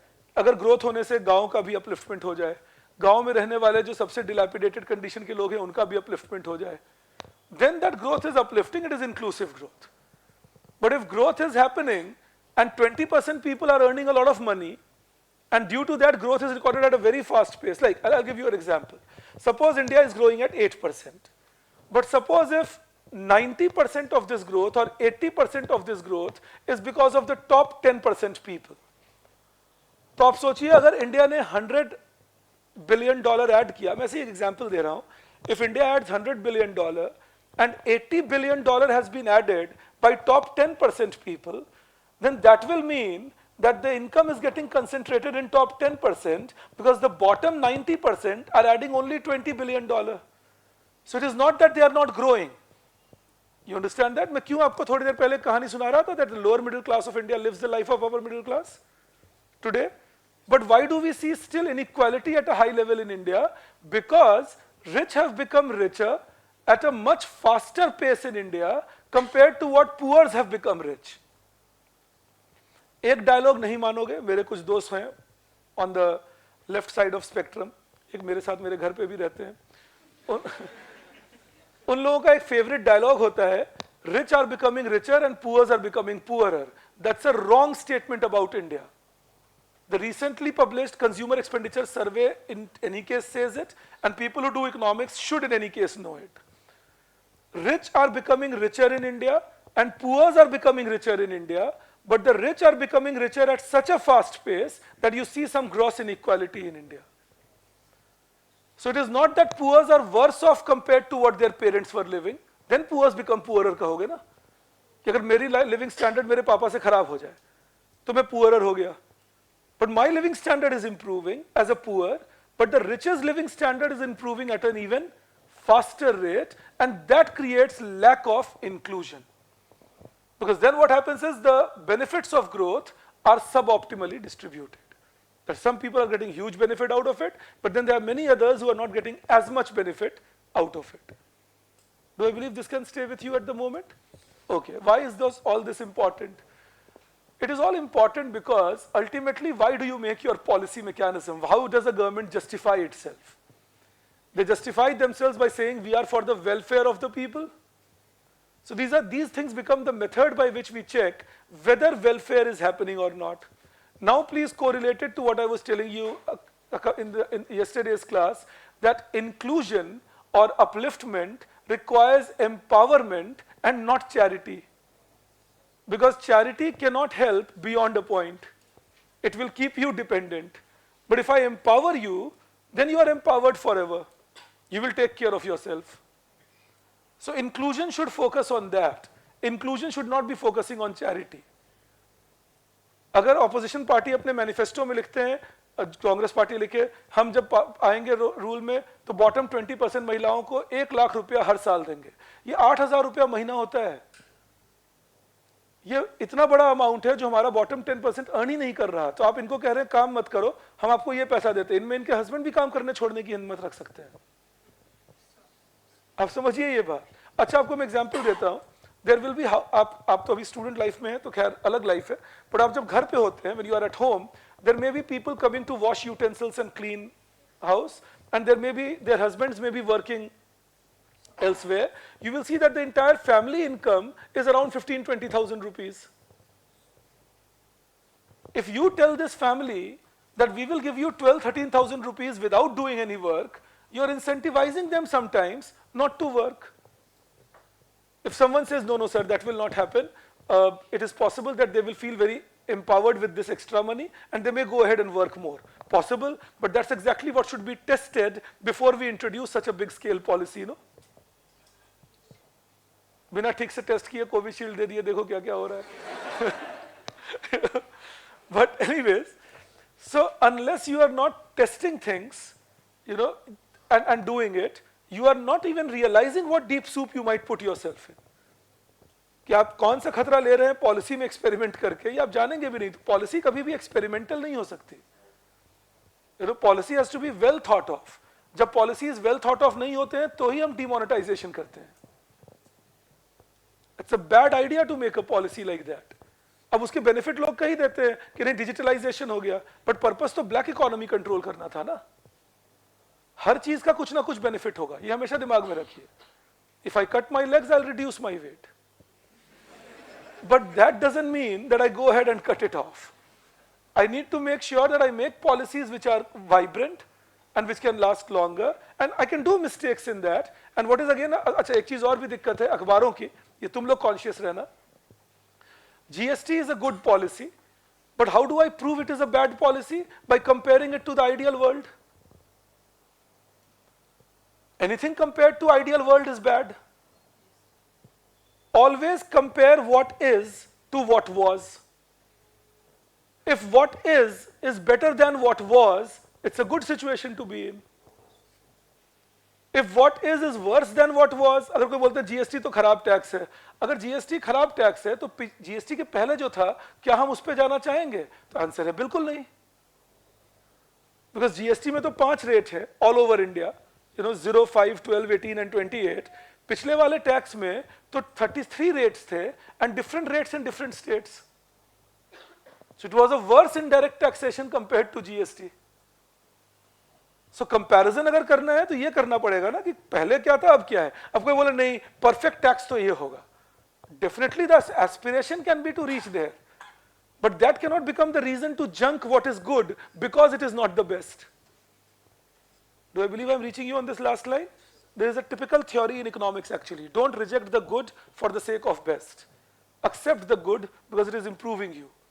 And then make it better and then aspire always to reach the best, but don't junk it and live with the inefficient because the other thing is more efficient. Other thing is less efficient or not the optimum. तो ये दिमाग में आप रखेंगे. यही चीजें EVM वगैरह को लेके भी डिस्कस. हम कहते हैं बैलेट बॉक्स पे वापस चले जाइए. आप तो खैर मुझे मेजरली वो जनरेशन है जिन्होंने बैलेट बॉक्स का ड्रामा देखा नहीं है, बट बैलेट बॉक्स के समय तो लोग बैलेट बॉक्स उठा के ही भाग जाते थे. एक आदमी अंदर गया और बैलेट बॉक्स में इंक डाल के आ गया, इलेक्शन काउंटरमैंड हो गया, क्योंकि उनको पता था इस जगह से मैं हार सकता हूं. तो उनके एक पर्सन गए बैलेट बॉक्स में इंक डाल दिए, इलेक्शन काउंटरमैंडेड. बैलेट बॉक्स का वो जमाना था, 5 आदमी अपने हाथ में फर्जी पर्ची लेकर गए, एक आदमी 5 और पांचों के पांचों बैलेट बॉक्स में लेके आ गए. That is how the elections used to be fixed in those days. What have we done to rectify that situation? And if we have not done anything, then for heaven's sake, let's not compare ourselves to Netherlands and Germany and say that ballot boxes we should go back to, because Europe is going back to it. We are not Europe, we should realize that first. So ये जब आप देखने लगेंगे चीजों को, और मैं आपको बोल रहा हूँ मेरी बातचीत में कभी भी मत ढूंढिएगा कि बीजेपी का आदमी है या कांग्रेस का आदमी है, मैं आपको बता ही चुका हूँ. तो इसीलिए आप उस चीज को मत ढूंढिए. आप मतलब कितने शौक से बोला पत्नी का. तुम्हारा भी बारी आएगी, तुम चिंता मत. तो होगा, सब कुछ होगा, अभी पहले आईएएस बन जाओ. Okay, then what I am, नहीं भी बनोगे तो भी हो जाएगा. Then what I am trying to teach you in all this is, whenever we talk about inclusive growth, we need to focus on systemic development, so that the system is designed in a manner that everybody gets included in it. आज के लिए मैं बस एक आखिरी चीज कर रहा हूं, मैं आपको एक पैराग्राफ लिखवा रहा हूं. I'll explain this paragraph to you on Monday, but we have some time in hand, 3-4 minutes. So I just thought if we can just put it across. You write, मैं आपको explain नहीं कर रहा, लिखवा रहा हूँ, बोलो बोलो. Foreign investments, again, it can create employment, so inclusive also. Foreign investments will contribute to GDP. I'll teach you that. Oh, think, PepsiCo जब इंडिया में फैक्ट्री लगाती है, तो employment किसको मिलता है? और रेंट किसको मिलता है? और इंटरेस्ट किस कंट्री के बैंक को मिलता है? सोचो, हम फिर भी कहते हैं हमारा कोई फायदा नहीं इसमें. ऐसी अजीब अजीब कहानी जो हम लोगों को बेची जाती है ना, वो सब बर्बाद करूंगा मैं आपको अगले 25 क्लास में. कि हमें बहुत सारी अजीब अजीब बात बता दिया जाता है बिना लॉजिक लगाए हुए. कि हमें कहा जाता है फॉरेन इन्वेस्टमेंट से तो हमें कोई फायदा नहीं है. We are getting jobs, we are getting the rentals, we are getting the interest cost, and they are earning profit out of which we are getting the tax. फिर हम कहें वो प्रॉफिट भी वो वापस ना ले जाए. कमर्शियल एक्टिविटी कर रहे हैं, एनजीओ थोड़ी चला रहे हैं. What about? Let me teach you disinvestment sequentially, but tell me one thing. If a company is making scooters and that those scooters are not selling in the market, Lamberta का brand तक नहीं सुना होगा तुम लोगों ने, तो ये स्कूटर बनाने की बात है और वो स्कूटर मार्केट में नहीं बिक रहे, and that company is running in 1100 crore loss, should the government keep running that company? तुम बताओ मुझे, और अपने अंदर के सारे चादर को एक बार फाड़ दो और तब बताना कि लॉजिकली क्या ये कंपनी चलनी चाहिए मेरे और आपके पैसे पर. Because 1100 crore rupees loss means every year taxpayer is paying 1100 crore rupees. And what are you doing with it? Run an inefficient company which makes scooters which don't even sell. गरीब आदमी scooter चला नहीं रहा, गरीब आदमी को आप उसमें ज्यादा नौकरी दे नहीं पा रहे, प्राइस को कंट्रोल कर नहीं पा रहे, तो क्यों चला रहे हैं फिर हम इस पब्लिक सेक्टर को? So should we disinvest this or not? You see that? It's a nuancical debate. That is why I asked you this question. That disinvestment should be done or not depends on which institution and which industry you are talking about. So nobody can blanket say that no, everything should be sold out or disinvested, and nothing should be sold out or disinvested. You are in some deep, deep trouble there. फिर आप अपनी inefficiency को realise, आप सोच के देखिए किस गरीब का भला होता है अगर सरकार 5 स्टार होटल चलाती है नुकसान में, लेकिन नेताजी और बाबू साहब मैं ब्यूरोक्रेट्स को बोलता हूं, वो फ्री में उस होटल में जाके रहते हैं, उनका भला हो रहा है. इसमें देश का भला कहां हो रहा है? I mean, which poor lives in a 5-star? So why should government be running 5-star hotels at a loss? Why should government, or why was government running Air India at a loss? Poors don't fly in India, that's certain. Air India is an airline company, so capital intensive. So definitely then workers were not employed. And Air India was running in losses. Air India was one of the more high-priced flying craft. Indigo से या jet Airways से ज्यादा ही पैसे charge करते थे, तो किसका भला कर रहे थे एयर इंडिया? और 6000 करोड़ के नुकसान में चल रहे थे. आप सोचिए 6000 करोड़ का मतलब 12 चंद्रयान. हम एक चंद्रयान पे बोलने लगे, oh India is such a poor country and we are affording Chandrayaan, how is this happening? If we can afford an Air India और if we can afford a Scooters India, मैं स्कूटर्स इंडिया की बात कर रहा था 1100 crore loss में, we can afford a Bharat motor pump. Can you believe that the combined losses of state public sector enterprises, central nahi, state public sector enterprises in India is 74,000 crore rupees? And we are running them for what? कि जिस MLA को minister ना बना सके उसको इस enterprise का head बना दें, कि तुम्हें गाड़ी मिल गई, घर मिल गया, नौकरी देने की ताकत मिल गई, अब तुम मुझे वोट देते रहना और विधानसभा में मेरी ही सरकार बनी रहे. हमने धंधा बना लिया अपने पब्लिक सिस्टम का. आपको ये समझाऊंगा मैं, बट आपके सवाल पे ये जवाब दे रहा हूं, उसको समझिए. Don't live with isms in your life. Capitalism, socialism, liberalism, you live with any ism, it will leave you with only one ism, dogmatism. सब कुछ दिखेगा गलत हो रहा है तो भी लगेगा नहीं, कुछ तो ठीक ही होगा. It's like, you know, when you see your girlfriend with talking to somebody and very cozy with him and you feel नहीं भाई ही होगा. You know? those things come from ism. You know, that is the idea. ये आप वो belief system है, वो faith है, लेकिन आप वो फेथ में मत रहिए. यू नो, इंपॉर्टेंट है आप हमेशा टेस्ट करते रहिए, is it working for my country और नॉट. और जो खुद को सोशलिस्ट बता रहे हैं, क्या सच में सोशलिस्ट हैं या सोशलिज्म के नाम पर बस मुझे मूर्ख बना रहे हैं? You know, that is very important. I mean, I have one simple request to all political parties. When they say we are pro-poor, the beginning point that they can at least do is they can say that I am pro-poor, I vacate my bungalow, and whatever is the money that is being spent on this bungalow and its wherewithal should be used for welfare of the people.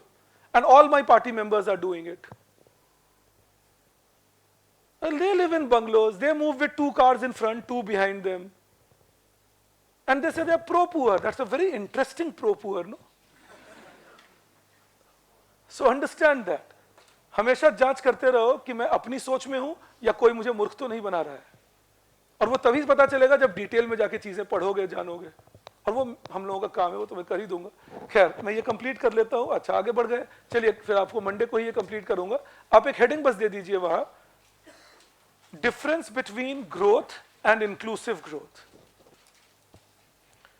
Difference between growth and inclusive growth. एक बात और मैं बता दूं, चूंकि मैंने आपको foreign investment पे एक कमेंट दिया. When I say foreign investment benefits my country, it doesn't mean then that we should be more than eager to get them into my country. It only means we should not be discouraging them from entering my country. But if I have good environmental laws, and I have good labor laws, and I have good competition law, then the foreign company cannot exploit people in my country. So I should focus on my laws rather than thinking that, oh, I won't let them exploit. एक आखिरी चीज के साथ तुम्हें छोड़ूंगा. When you make a baby bathe, then the water gets dirty. You throw the bath water, you don't throw the baby out with it. You know? तो हमेशा दिमाग में रखेंगे, बच्चे को नहलाने के बाद पानी गंदा होता है, पानी फेंकिए, बच्चे को नहीं. You know? आपकी सोच सही हो जाएगी. Anyways, I'll see you on Monday then. Thank you. Not from January to December, Rajvanshi, because India has always traditionally followed April to March. Okay, I'll see you all online on Monday, 8 o'clock then. Thank you.